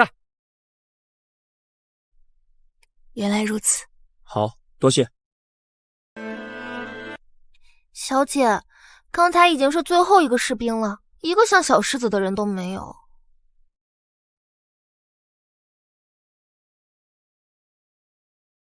哎呀，沈二小姐，偶遇啊！城防营这里守卫重重，谢世子这个偶遇，未免也太蹊跷了吧？蹊跷吗？本世子不觉得。沈二小姐来到营里，为士兵量体裁衣，本世子恰巧伤势初愈，来到营里谋差事，自然是偶遇。难不成沈二小姐还记得当初强逼冲喜之处，不愿意为本世子量体裁衣？谢世子多虑了，请。小姐，你先出去吧。是。前世的谢归墨明明是个沉默寡言的人，为何重活一世会变得难缠起来？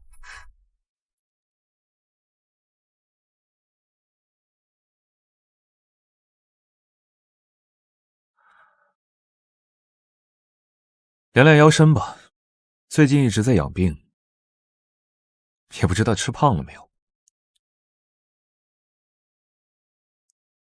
有血腥气，他的伤还没有好，也是，几乎半只脚踏上黄泉路的，伤起会2、3日就好，那里是伤口，不能碰到。好了，沈二小姐，为何不计尺寸？这些都是给城防营的士兵做秋衣量的。谢世子若想谋一个午差，也不会在城防营蹉跎。更何况，塞外天寒，细麻不抗风。谢世子不要再玩闹了。重病未愈，就连我自己都不知道我自己的出路在哪儿。沈二小姐又从何处可知，我谋的不是御前，谋的不是大理寺，而是塞外。沈棠，你可曾做过一个梦？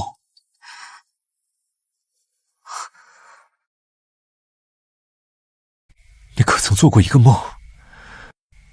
一梦就是许多年，梦中所见桩桩件件历历在目，无比鲜艳，那就好像真真实实的发生在前世一样。可每当我醒过来，我就好像死掉一样。谢归梦，他竟然也是重生的吗？沈棠，你做过类似的梦吗？我没有做过，噩梦本来就是假。谢世子不必为此慌张。可我做的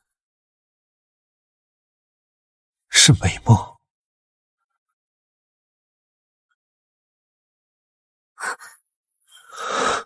沈棠，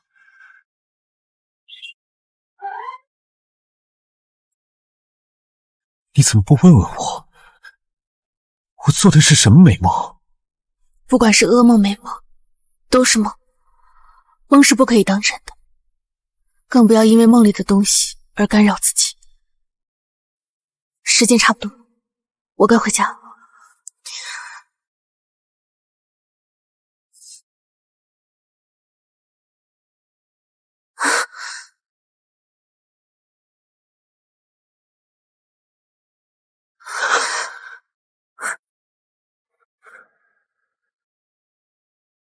如果我非要强求呢？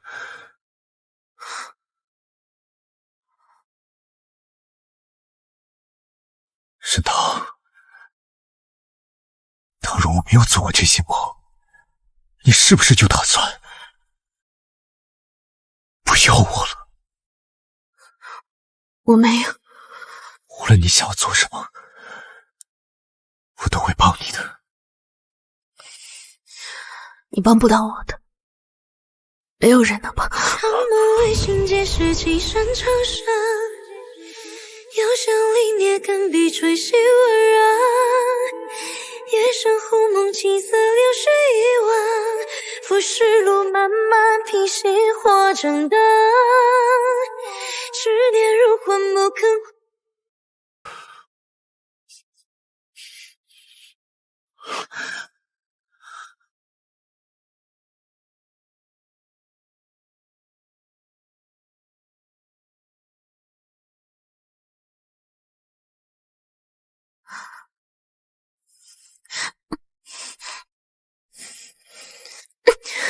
谢世子自重。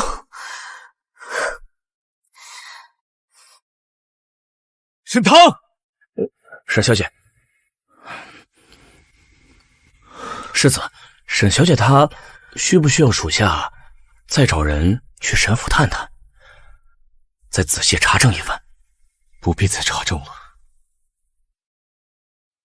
沈棠，你可曾做过什么梦？我做过一场梦，梦中所见桩桩件件无比鲜艳，就仿佛真真正正的发生在前世。醒来时，如同死过一场。不，那根本不是梦。世子非沈氏，即为宗室之父，当随夫训诫，以全忠烈之名，着即日自尽，同葬皇陵。那根本不是我，谢归母，我已经害死过你一次，今生今世，我绝不能再拖累你。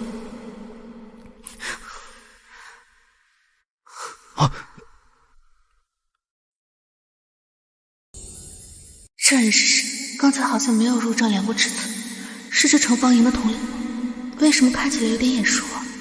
冒犯了，沈小姐。没关系，请问阁下是？这位是宁王殿下。小女沈棠，见过宁王殿下。免礼。沈小姐仗义疏财，为城防营的将士制作秋衣，是本王应该感谢你才是。宁王谬赞，沈棠先走了。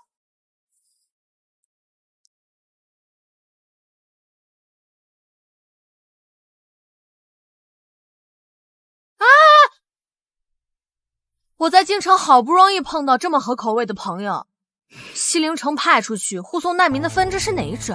你就告诉我吧。军机不可泄露，严防奸细。这么多年的军法，你都学到狗身上去了。哎，人家是侯府嫡女，怎么可能是奸细呢？我都说了很多遍了，人家只是想找到幼年失散的哥哥而已。这位沈姑娘听说是平远侯府的嫡女，可真是乐善好施啊。我看她乐善好施是假，运筹帷幄倒是手到擒来，是个聪明人。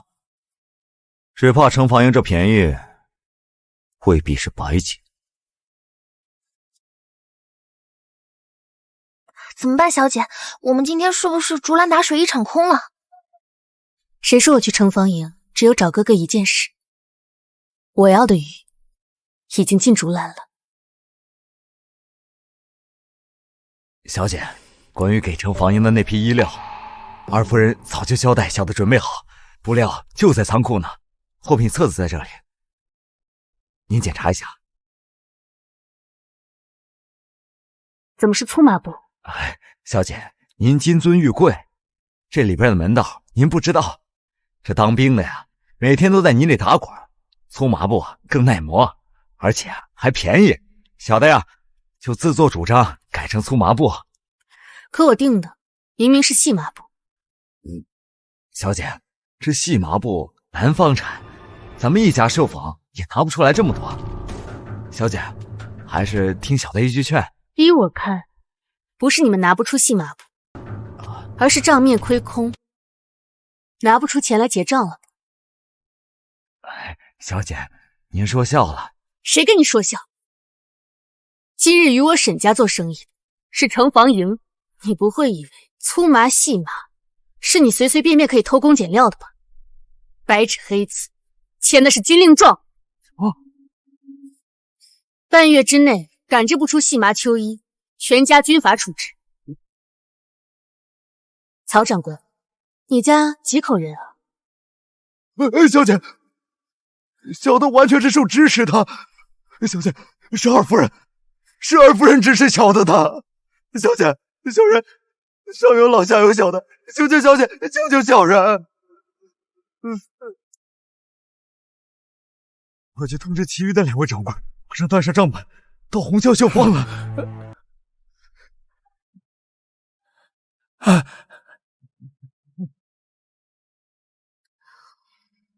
这些年二审私放印子钱，和这些掌柜沆瀣一气。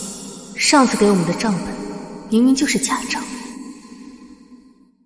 可惜这世上没有不可瓦解的联盟，只有不够厉害的威胁。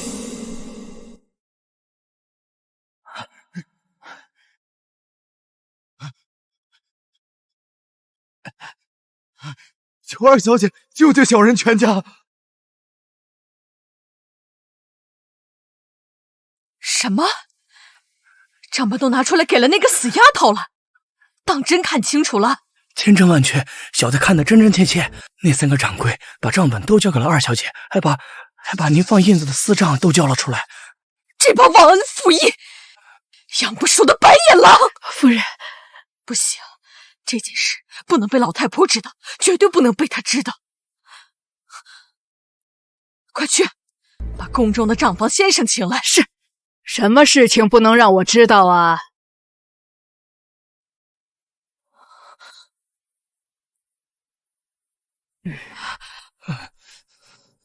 我这个老太婆就在这里，来说说吧，有什么事情不让我知道啊？母亲，也没什么大事。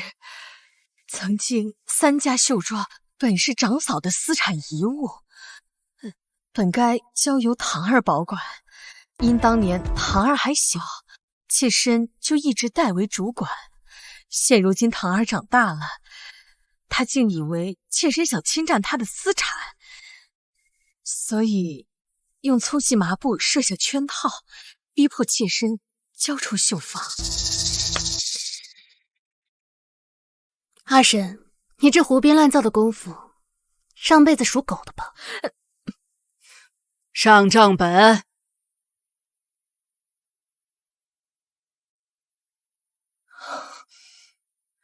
威逼陷害。哼，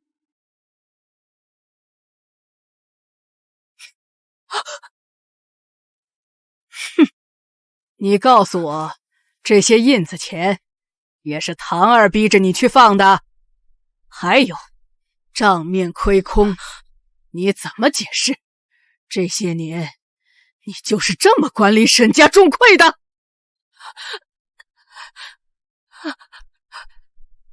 这不是我的私账，母亲，这些账本有问题。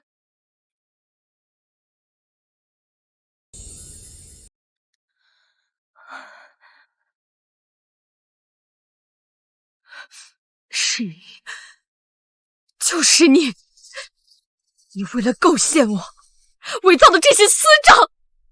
二婶，你可别冤枉我，我为什么要伪造这个私账？当然是恨我抢走了你的私产，处心积虑想要把袖章抢回去。那既然这个私账是伪造的，那你告诉我，真本在哪？那当然是在……拿不出来的私账，对不上的死账，我赌你不敢拿出来真账本。孽障！你给我跪下！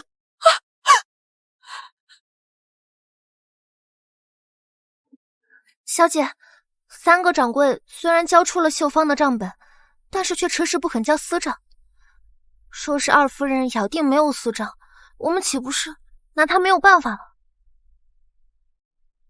小二，小姐，请问有何指教？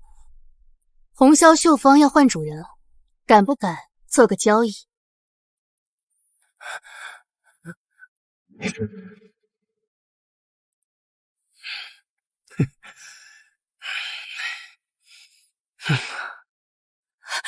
母亲，奶奶，到底发生什么事情了？你为什么责罚我娘啊？那你便问问他，究竟做了什么好事？你身为主母，亏空中宫，中饱私囊，私放印子钱，祸及满门。今天我绝对轻饶不了你！来人，上家法！奶奶，你不能当众责罚母亲啊！母亲是沈家主母，你要是当众使用家法的话，这往后母亲还怎么在沈家立足啊？老夫人，不好了！城防营的人忽然来了咱们家，说是要催问秋衣布料出错的问题。什么？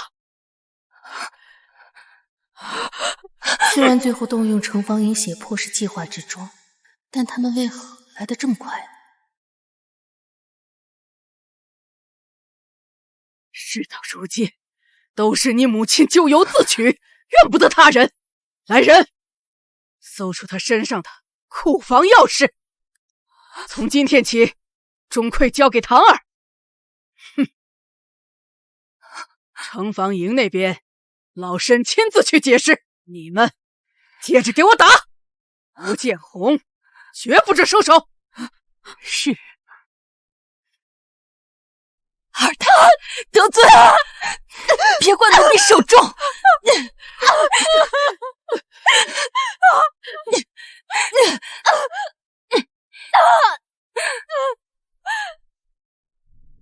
你猜，你那胞兄是死在了河里，还是碎尸在乱葬岗呢？怎么不说话了呀？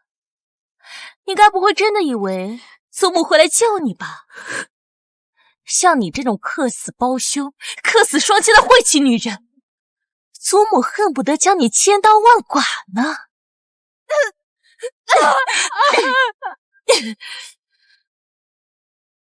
哎呦，这把钥匙给我搜出来！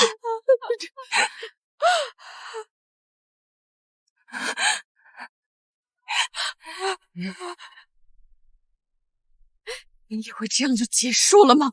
你赢了吗？我赢不赢不重要，重要的是二审今日输得难看。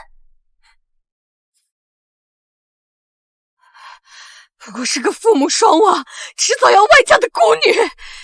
平原侯是我的夫君，得逞一时又如何？我告诉你，我们两个之间的账，离死亡还远着呢。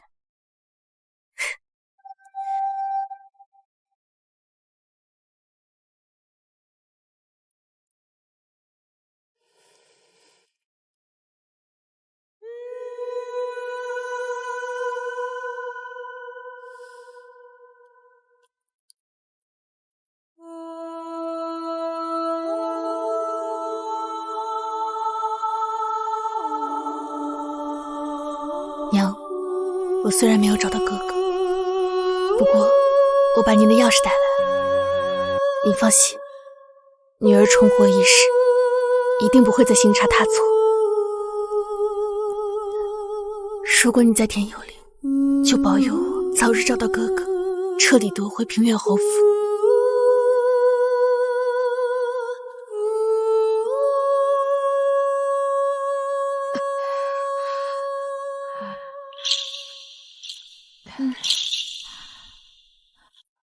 娘，你还真是大爷，这些年账本明明存好好的，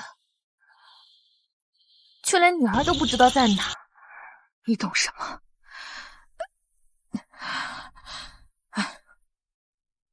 司账上那些印子钱只是小事，重要的是这些年娘亲和叶贵妃母家的往来。那些东西一旦见了光，恐怕会影响到你父亲袭爵的大事。不管怎么样，那司长是绝对不能留了，得尽快想办法永绝后患才行。只是还能有什么办法呀？如今库房的钥匙都落在沈棠那个死丫头手里了。夫人，什么事？长平侯府又送来拜帖，邀请2位小姐参加赏花宴。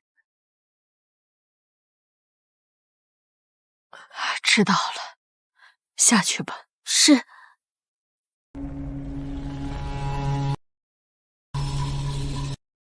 昌平侯府家的小侯爷，从寿王府宴上看沈棠，就像野狗见着了骨头，真是司马昭之心。倒是来得正好。娘，你是想拿到钥匙又怎么样？就算我没了钟馗权，我仍然是沈家的当家主母。女大不中留，是时候给她找个好归宿。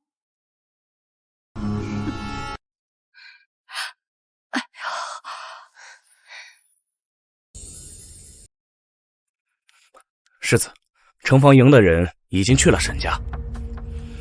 果然如你所料，正好凑上了沈家的热闹。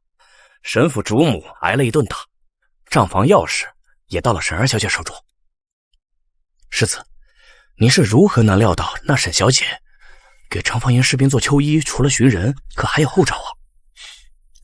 只是寻人，不必特地挑选无法批量订购的细麻布。沈棠此举显而易见，并不单想寻人。沈小姐还想要做什么？惹祸上身。除了主母受罚，神府还有什么动向？倒也没有什么特别的，就是神府主母似乎和昌平侯有了书信往来。昌平侯府？是。神府近期还有其他动向吗？有。3日后是中秋，京中不少女眷都会去大昭寺赴斋会。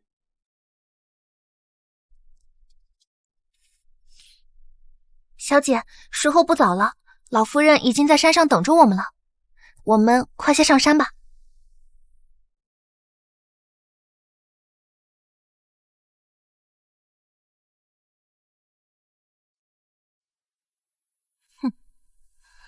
沈小姐这是何意？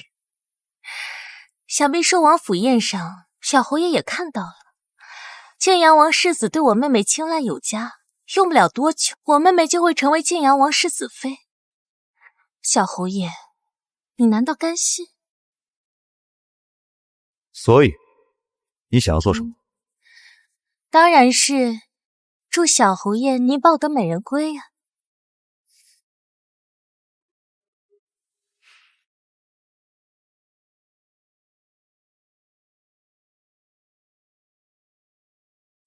每年的8月15，平阳侯府都会请大昭寺的方丈为仙人举办法会诵念经文，请老夫人饮香。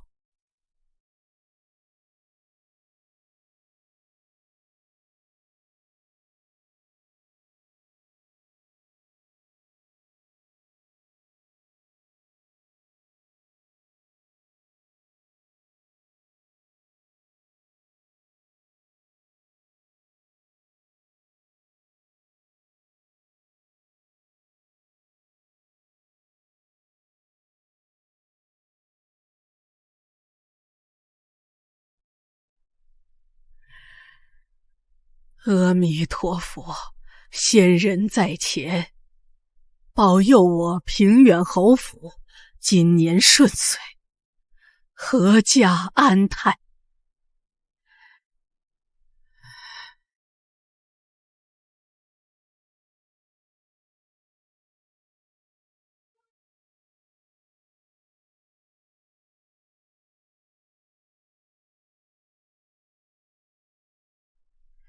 随儿，你已往生10数年，如果你在天有灵，保佑堂儿和涵儿能找到如意郎君吧。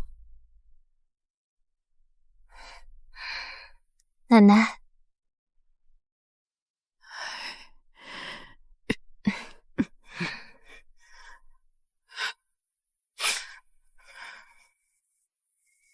奶奶放心，妹妹色艺俱佳，多少侯爵公子都青睐有加，一定可以觅得一个高门贵婿的。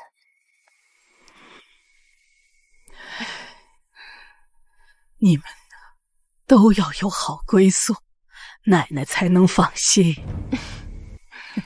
奶奶，庙里的斋宴马上就要开始了，山上来了很多贵亲家眷，我们也快些去吧。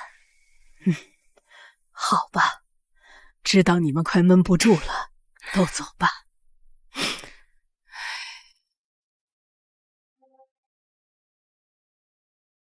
每年的法会结束，沈堂都会独自去厢房为王母抄经祈福。堂儿，斋宴马上就开始了，不要耽搁得太久了。这心意到了就行了，你母亲不会怪罪你啊。是。这天马上就要黑了，给二小姐多添几盏灯。是，奶奶，我来吧。去吧。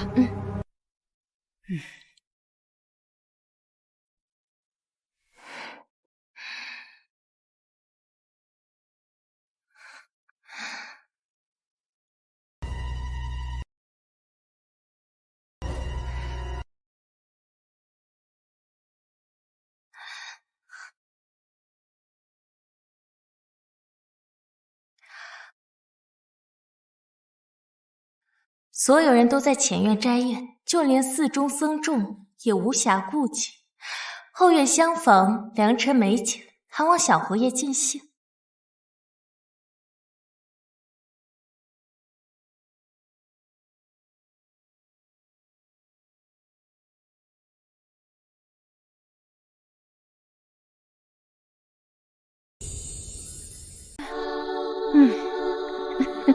这菜还不错啊，这大昭寺的素斋啊，还真受欢迎啊！怎么来了那么多人？你是刚来这京城没多久吧？这大昭寺的斋饭味道一般，但是年年都是在8月15中秋佳节。8月15怎么了？每年的8月15，山下都有花灯会。你以为大家伙真是冲着这斋菜来的？不过是寻个名正言顺的理由，入夜晚归，偷摸巧又回郎君而已。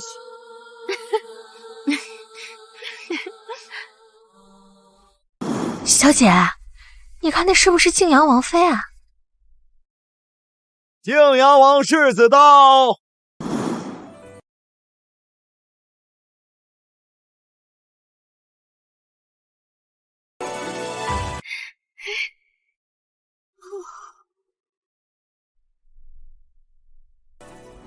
谢世子，他怎么也会来凑这热闹？是啊，往年没见过呀。莫非今年也是来看哪位女郎的？你方才去了哪里？怎来得如此迟？杂事耽误。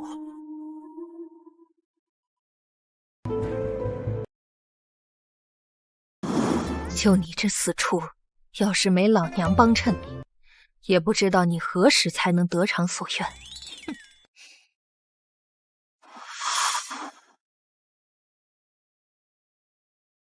多吃点。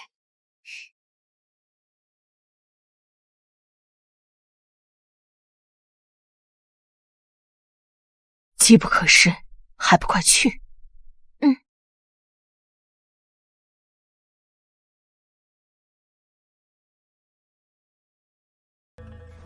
谢世子，没想到谢世子也到这斋宴，真是有缘。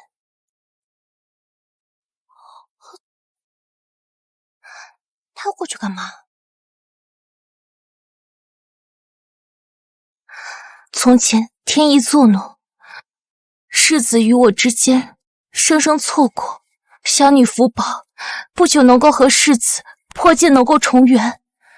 殿下能饮小女一杯茶，以解小女心结。这沈家不是早就和晋阳王府退婚了吗？这退婚的是替嫁冲喜的二小姐，听说这大小姐和世子早就在一起了，两人早就海誓山盟。是这二小姐生生横插一脚，搅黄了这么一桩天赐良缘。那眼下岂不是可以再续良缘啦？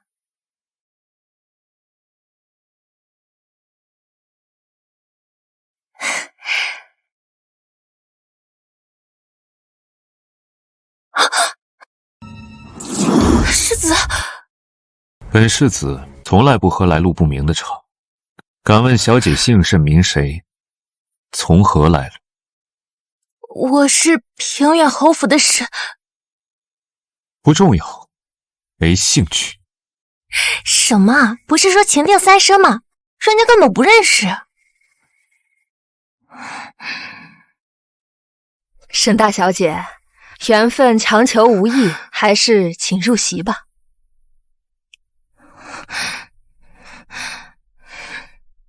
好了好了，大家都吃吧啊！沈堂，都是因为你。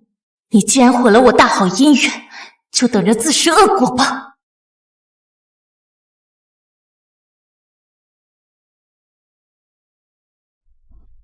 你既如此心不在焉，就别在这里磨磨蹭蹭的了。磨蹭什么？你可千万别告诉我，你不是为了那位沈二小姐？不好了，出大事了！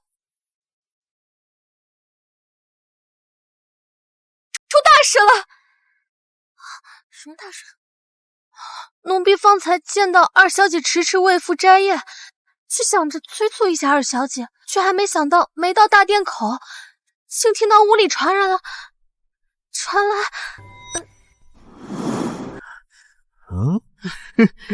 来嘛，来亲一个。这，奶奶，檀儿不会还在里面吧？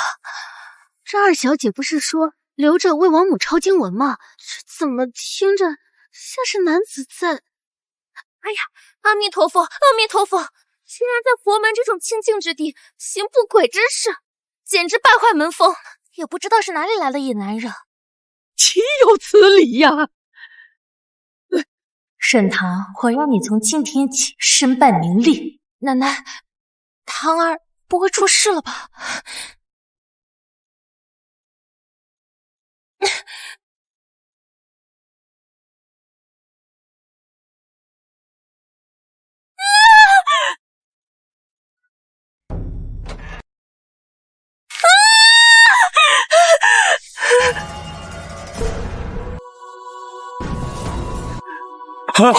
不是发生什么？这是长平侯家的小侯爷吗？是小侯爷。瑞儿，快救人呐！世子，快去帮忙！哎呀，不是我。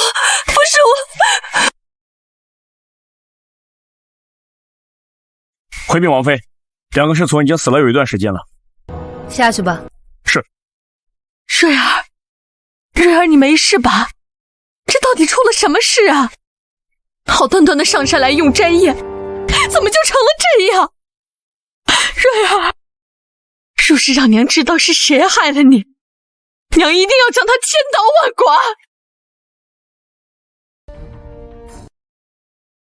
王妃，我先带小儿下去治疗，查案的事情就麻烦您了。快去吧。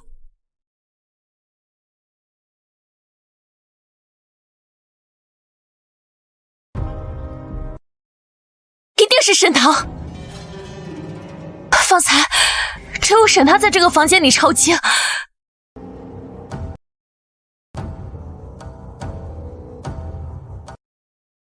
你们看，这份经书只抄写了一半，小侯爷就遭遇了迫害。就算真凶不是沈棠，他也一定知情，这件事情一定和他有关。堂儿呢？快去找找。不用找了，我在这儿。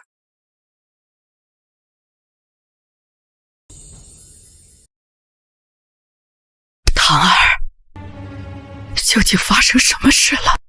奶奶，堂儿方才身体不适，便离开了房间。堂儿也不知道小侯爷为什么会在堂儿的房间里，更不知道他为什么会受伤。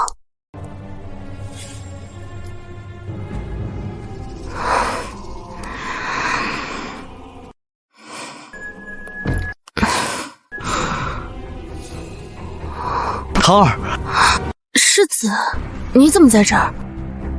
堂儿，我想了你很久了，你乖一点，你就少吃点苦啊，我就会好好疼你的。堂儿，我会好好对你的。堂儿，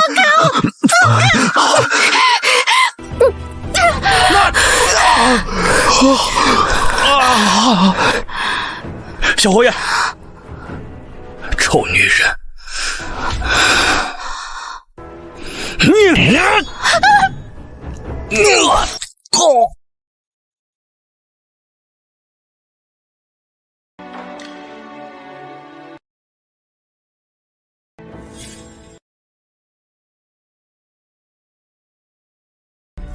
你撒谎！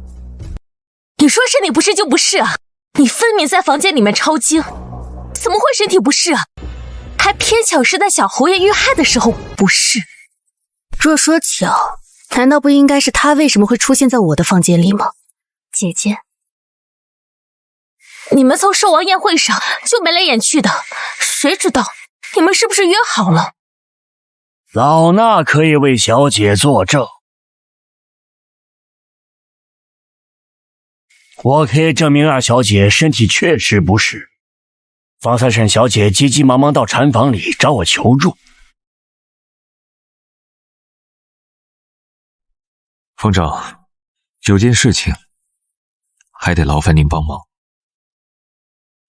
世子请讲。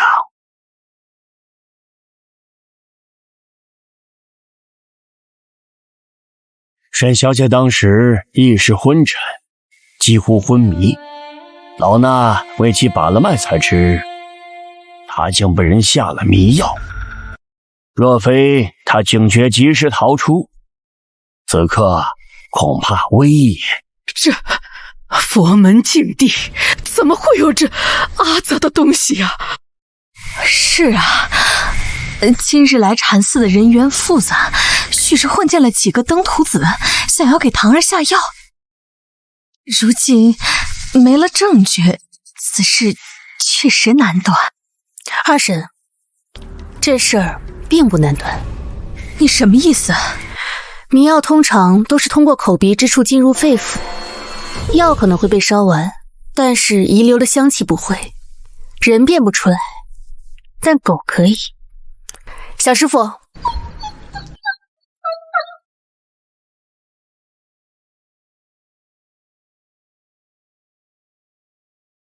别咬我！不要过来！别咬我！好啊！来人，在。将沈大小姐请去大理寺。是。娘，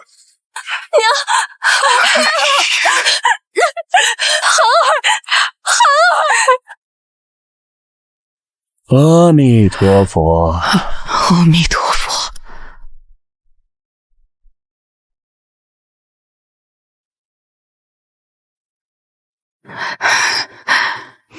热闹结束了，老夫人随我去宴场吧。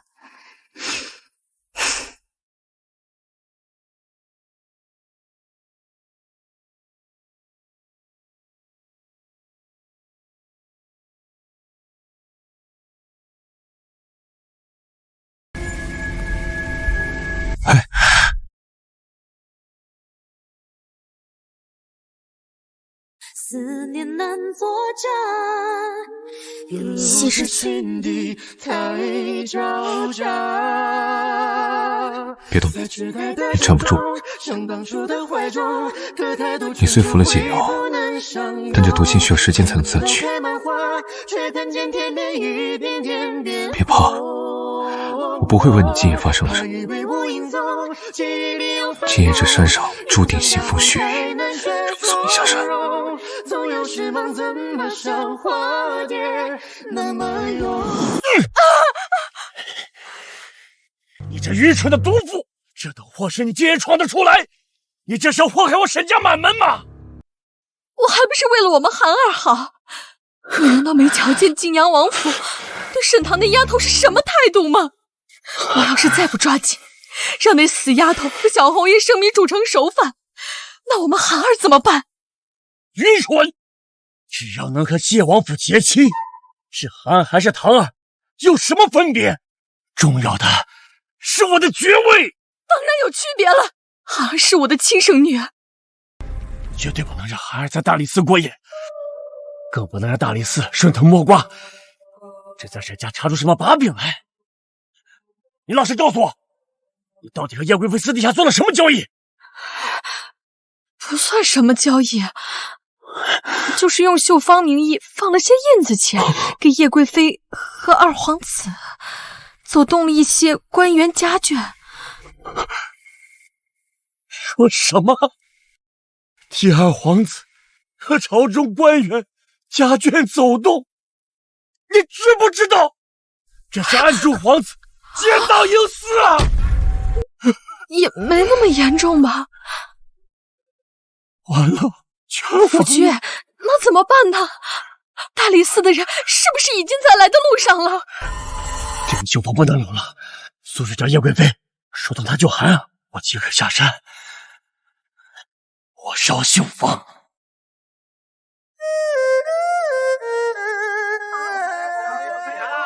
花灯来，花灯，质量上乘的花灯来，爱花灯喽！来，给我看一看。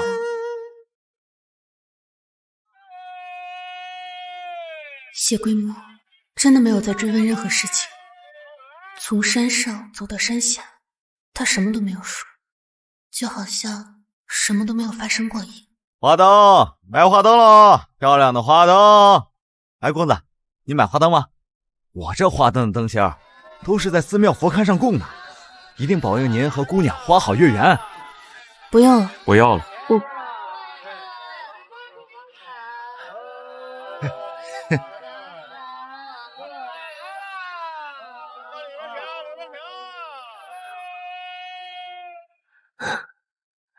没有别的意思，只是看到这街上每个人手里都提着一盏花灯，怡然自在，总觉得你也该有一盏。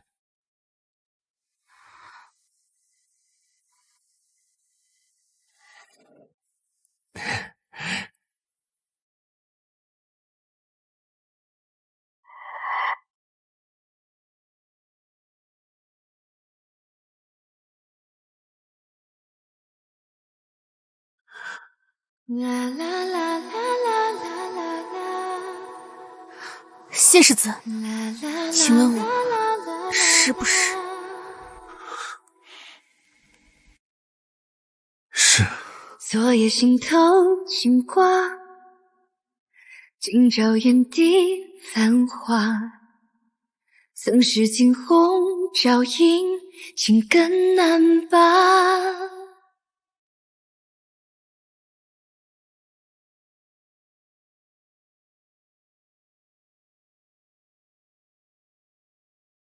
小姐，再往前走就是无忧桥了，让奴婢扶着您吧。您自从那年落水之后，就格外怕高怕水，总是走到这儿就腿软，就不要逞强了。那年花灯节，沈寒带着我穿过这座桥，去了远处河流的对岸。后来我却意外落水，爹爹为了救我，把哥哥一个人留在闹市区。小姐，之后的许多年，我每次路过这里，全身如针刺一样，再也没有去过对岸的那座桥。小姐，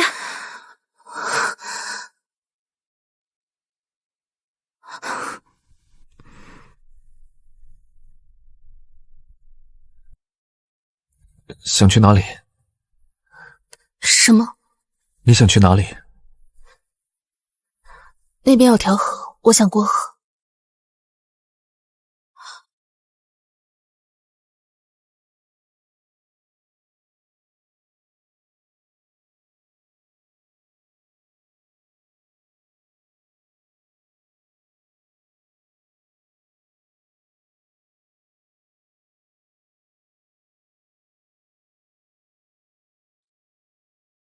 握着，我送你过河。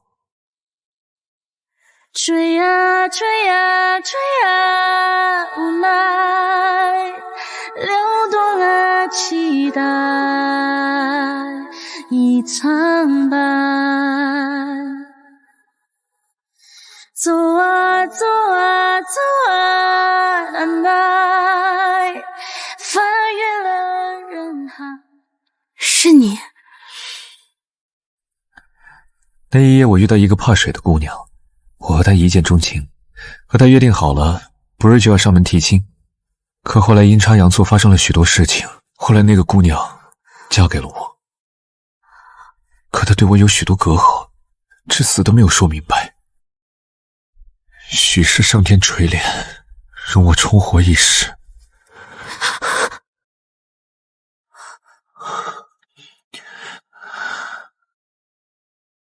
前世我没能活着回到故乡，不知道那个姑娘有没有吃苦。一晚上思苦，抬头月阵阵如诉，触不到，只能与风同处。我不知道世子在说什么，时候不早了，我该回去了。对不起，我不该骗你。可是谢贵，我也不能也不敢。姐姐姐姐，要一个大昭寺的荷包吗？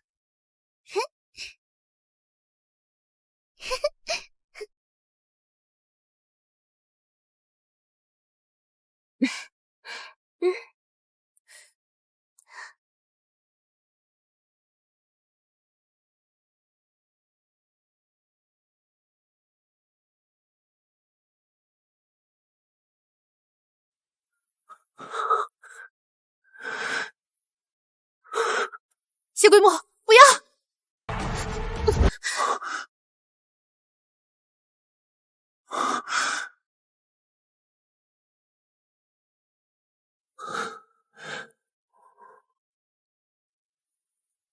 为什么要丢掉荷包？沈棠，你在害怕？你怕我又死于藏于荷包的毒，是不是？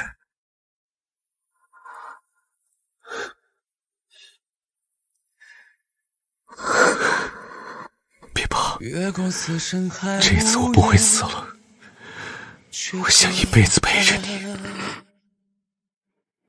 曾和气将梦点燃，谢桂木，划过我指尖，悄然拨动了心弦。恍若故人，却又隐忍痴念。着火了！着火了！大家快来救火呀！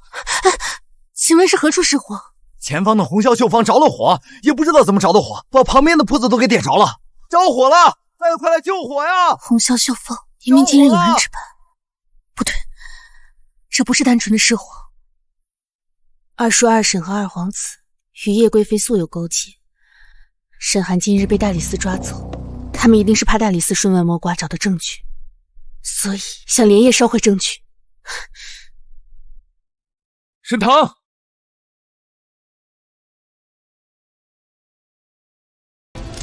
快去做大几桶水来！掌柜的还在里头，别往前去了，小心危险！如此火急火燎放火，他们是想要杀了掌柜。哎，小娘子，哎，沈棠，这好像是东家的姑娘，这东家也不能要钱不要命啊！沈棠，掌柜的，掌柜的，沈棠，掌柜的，掌柜的，掌柜的，你没事吧？沈棠。我带你出去。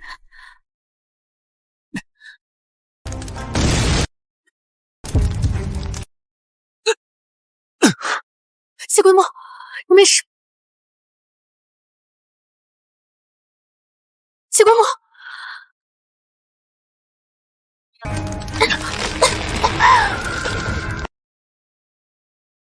火势越来越大。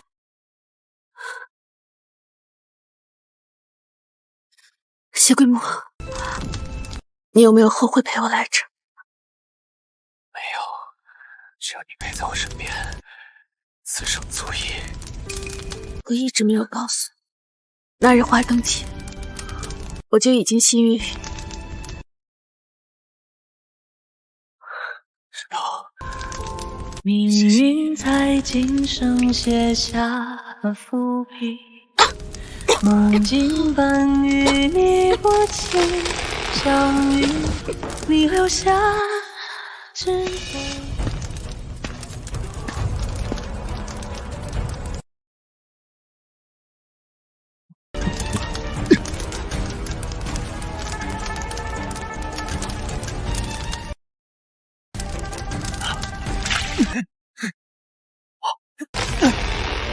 主人。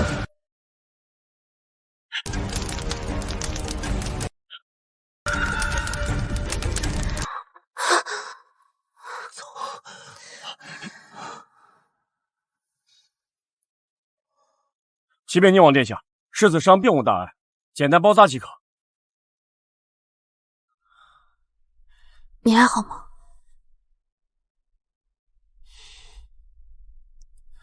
别担心，我会很快康复的。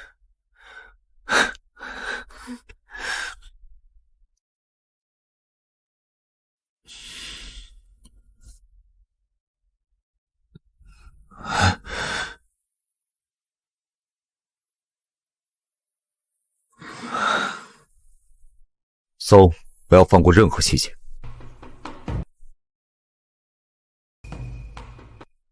程方莹应当不管所远之事，怎么会忽然赶来？宁王殿下又是为何？宁王应该自幼长在西郊，这些年从未入帝都城，为什么我看他却似曾相识？哥哥，陪我玩嘛！哥哥，哥哥，好，剪刀石头布。他到底是谁？不管了。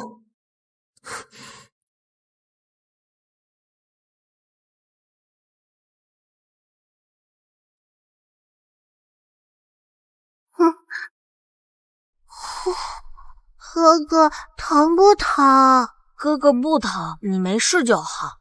这么一点小伤疤，把它留成一个记号就好了。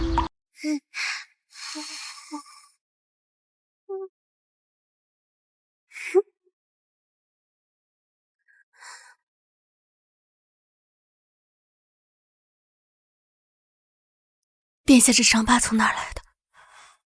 是什么时候伤到的？殿下，真的只是西陵人吗？从一出生就在西陵吗？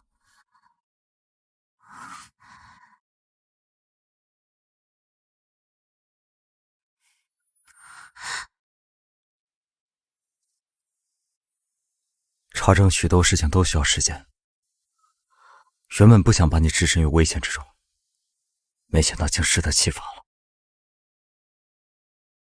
对不起，哥哥来晚了。哥哥，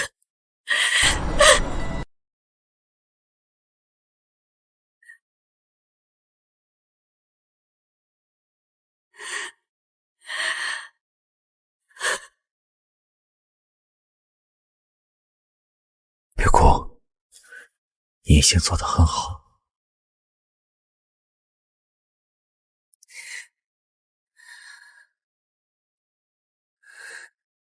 接下来的账就交给哥哥来解决。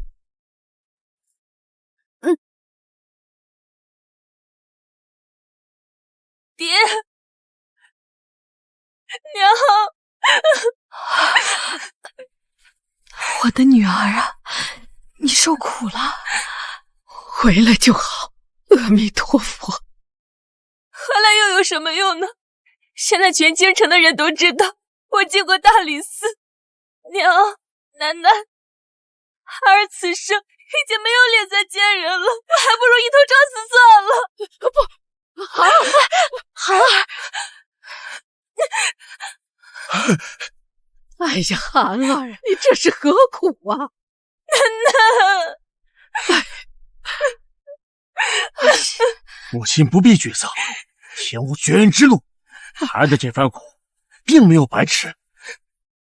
你这是何意呀？母亲，您也知道，儿媳与叶贵妃向来交好，这些年在叶贵妃娘家也花了不少银子，只是叶贵妃一直不肯相信我们沈家投诚之心，不愿与儿媳交心。此番含儿入大理寺，将沈家逼上绝路，却同样也是沈家向叶贵妃递上了投名状。哦，那叶贵妃今夜含儿能顺利出大理寺，就是叶贵妃在其中斡旋。叶贵妃还说，皇上已下了圣旨，明日就要册封新的平远侯。当真？千真万确，含儿只管放心。从今往后，你就是真正的平远侯嫡女。叶贵妃已经开了金口，等你父亲顺利袭爵，就许你入宫嫁给二皇子。娘，你说的都是真的。哎呀，这可是天大的好事啊！双喜临门呐！老夫人，老夫人，夫人，我家小姐一直都没有回家。许是知道自己闯下大祸，不敢回吧。她如此不知羞耻，夜宿在外，他日嫁不出去，也是她咎由自取。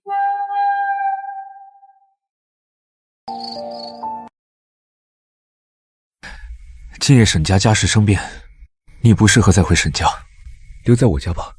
可是我们还没有。可以有，可以有。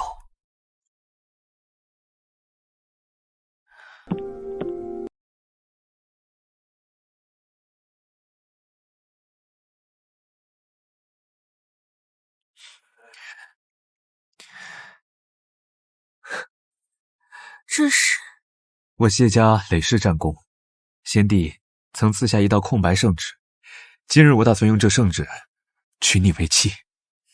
谢归墨，我不是迂腐之人，圣旨珍贵，你不必要。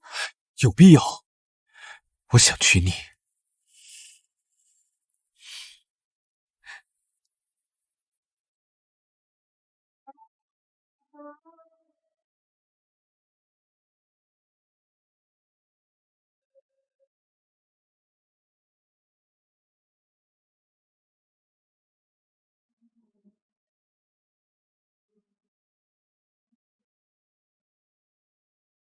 一拜天地，拜。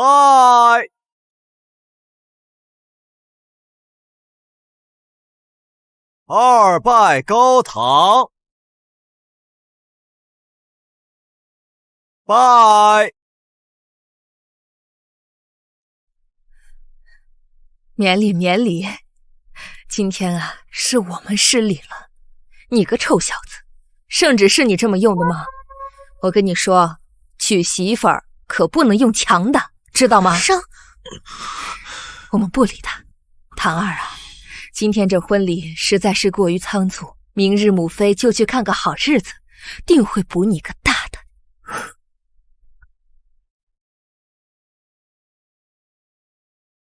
夫妻交拜，真的不是在纵我。拜。礼成，恭喜世子，恭喜世子妃，喜结良缘，恩爱绵长。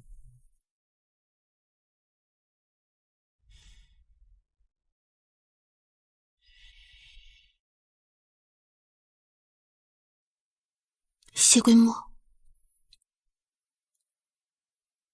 对不起。为什么要道歉？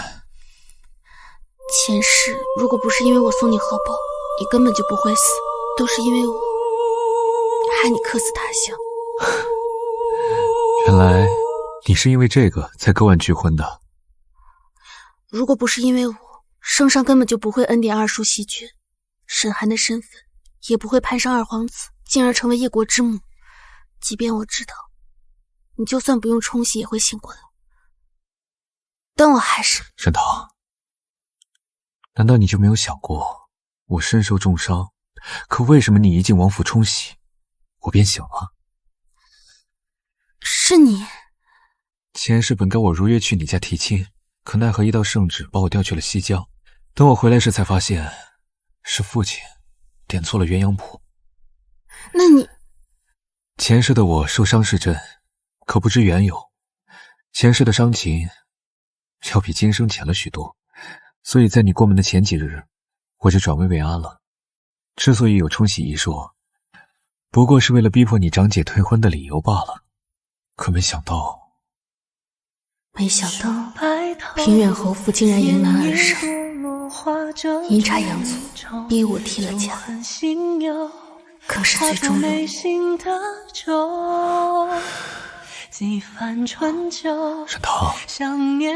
我知道你在怕什么，可过去那些都已经成为噩梦了，只有现在才是我们真真正正活着的时候。可是水悠悠，河边是谁在为谁空烧？满城星流，谢归墨，冬雪唯有残留。沈棠，别怕，花开如一起朝前走。我苦做梦中，可是你的伤，闻着鼓声声醉人别我也不怕。回头，怎么离开？怎么能唤醒爱？我们一起朝前走。你不在，岁月变沧海，怎么记载往事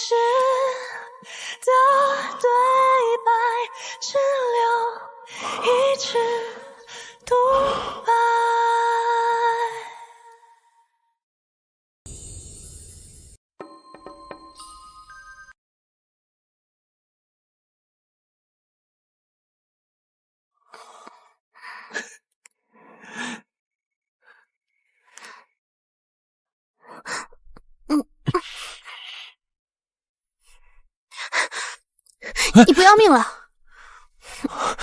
哎呀，我的脏腑已经好的差不多了。再说了，肩上那是皮外伤，又没出多少血。我早就跟你说。好，是我错了，下次酌情改。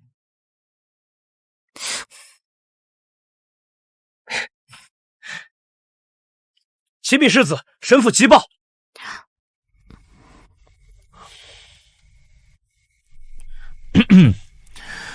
进来吧。属下参见世子。参见世子妃。今晨圣上忽然下了旨意，要下旨令平远侯府承袭爵位。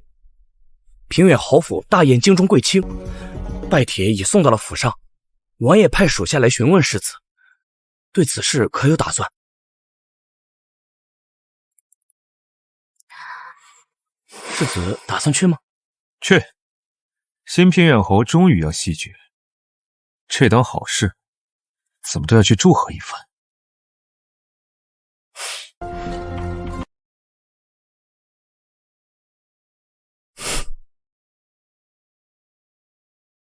哎呦，恭喜啊！恭喜恭喜！同喜同喜！里边请。恭喜老夫人，贺喜老夫人！恭喜啊！哎，就是啊。宁王驾到！宁王驾到！快迎贵客！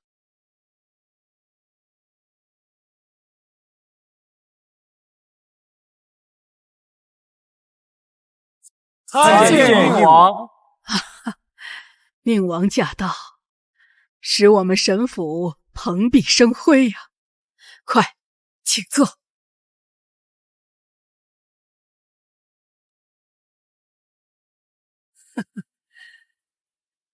恭喜老夫人，贺喜老夫人，重现平远侯府荣光啊！同喜同喜！这宁王手握重兵坐镇西北，怎么会突然来赴平远侯府的袭爵宴？肯定是平远侯府得到了圣上的嘉奖，就连宁王也要给情面。来，坐吧。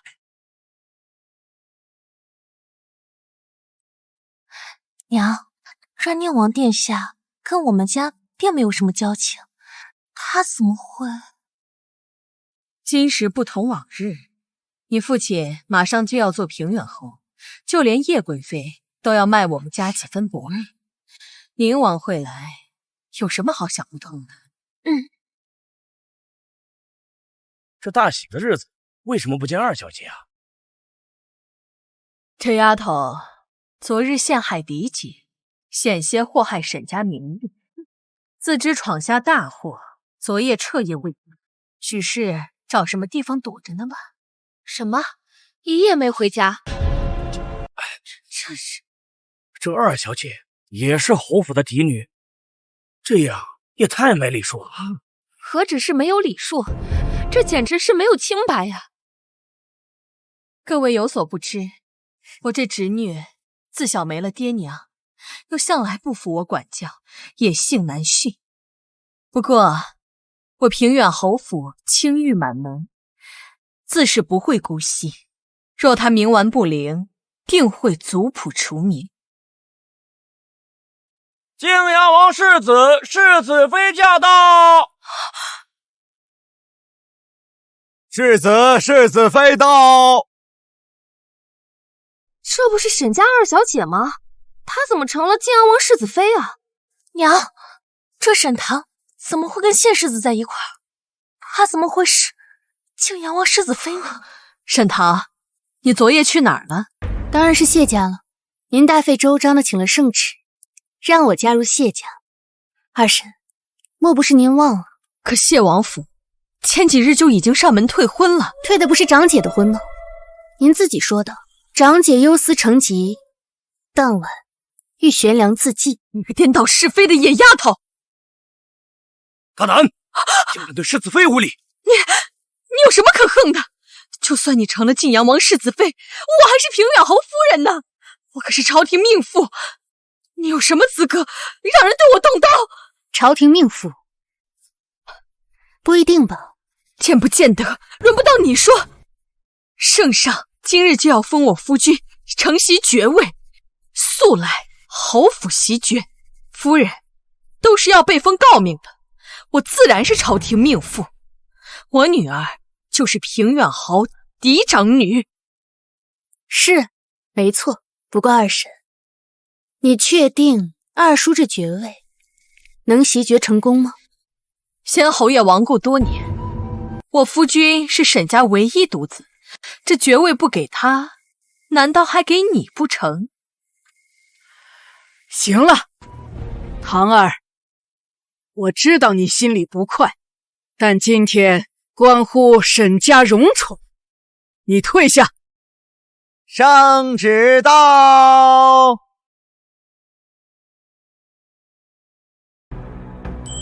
圣上有旨，今日平远侯袭爵大喜，特赐恩宠，所有人等免跪接旨。谢主隆恩。奉天承运，皇帝诏曰：平远侯亡故多年，爵位空悬，朕念及侯府昔日功勋，特赐沈随独子沈焕承其爵位，特封新任平远侯，钦此。沈焕是谁？先侯爷不是只有一个女儿吗？难道是外世子？可外世子连族谱都进不了，怎么可能袭爵呢？听说先侯爷与夫人当年生下的本是一对龙凤胎，只是小世子自幼就走失了。这沈焕莫不是被寻回的小世子啊？这不可能！这承袭爵位的明明应该是我。是啊，这是不是有什么地方搞错了？是啊，公公，沈焕是我苦命孙儿的名字，他4岁的时候就已经失踪了，凶多吉少，这圣旨会不会是搞错了？奶奶，圣旨岂会有错？我父亲是上一任平远侯，如今要袭爵，也应当是由我哥哥来袭爵。你不要胡言乱语，你哥哥失踪多年，音讯全无，况且今天根本就没有生人来。生人嘛，也不见得没有啊。沈世子还不快快接旨啊！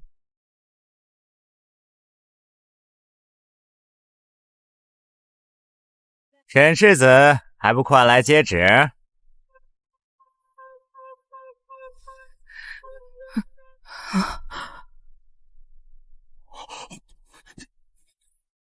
哎，这不是宁王殿下吗？他怎么走上前接旨啊？早就听闻这宁王是老王爷在西北的养子，由于功勋卓著，被圣上封为了异姓王。难道他就是当年遗失在外的小世子？沈堂见过兄长。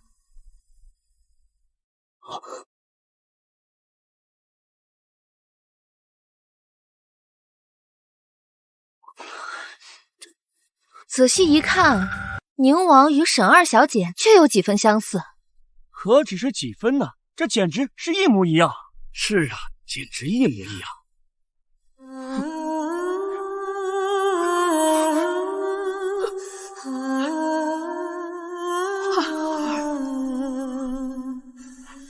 你是我的孙儿，焕儿，是我，焕儿啊！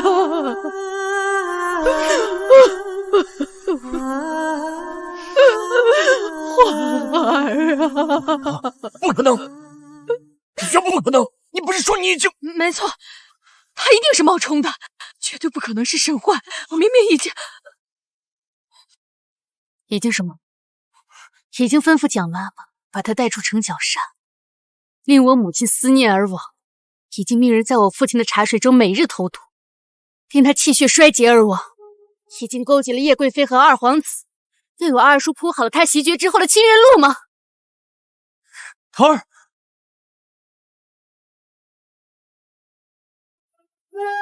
焕儿，你告诉我，沈堂说的是什么意思？母亲，沈堂，我不准你污蔑我爹娘！告诉我，桃儿说的是不是真的？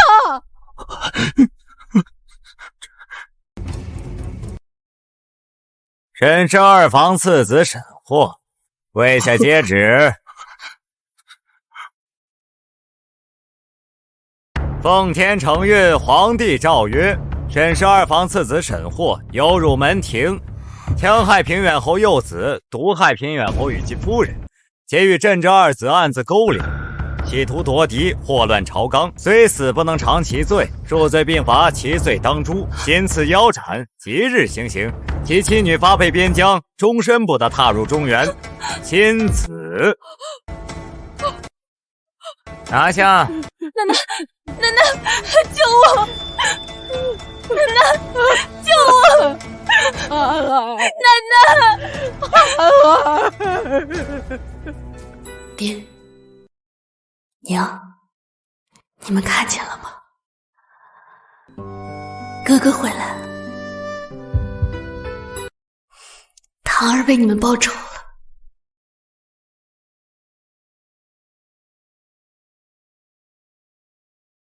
桃儿，萧恒，你这是做什么？不做什么，只是有点生气。昨天我拿着证据进宫，走得着急，没想到给了你可乘之机。这话什么意思？谢世子，你在西北就打过，你现在凭一张圣旨，就想拐走我妹妹，想得美！哥哥，不用担心哥哥，哥哥也很凶的。我不是这个意思。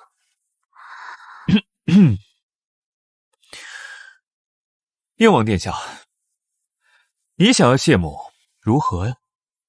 不如，谢世子，心急吃不了热茶，你还得再修行修行吧。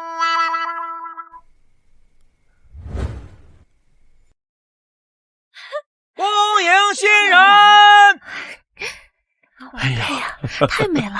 是啊，真般配呀！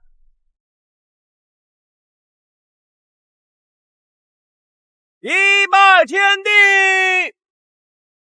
谢桂墨，你到底和我兄长做了什么君子协议？不能说。二拜高堂。独身在思绪辗转，谁顾盼多不还？夫妻交拜。为何不能说？丧权辱国，云里雾海。若两月阴差阳错交配马，拥抱熙攘。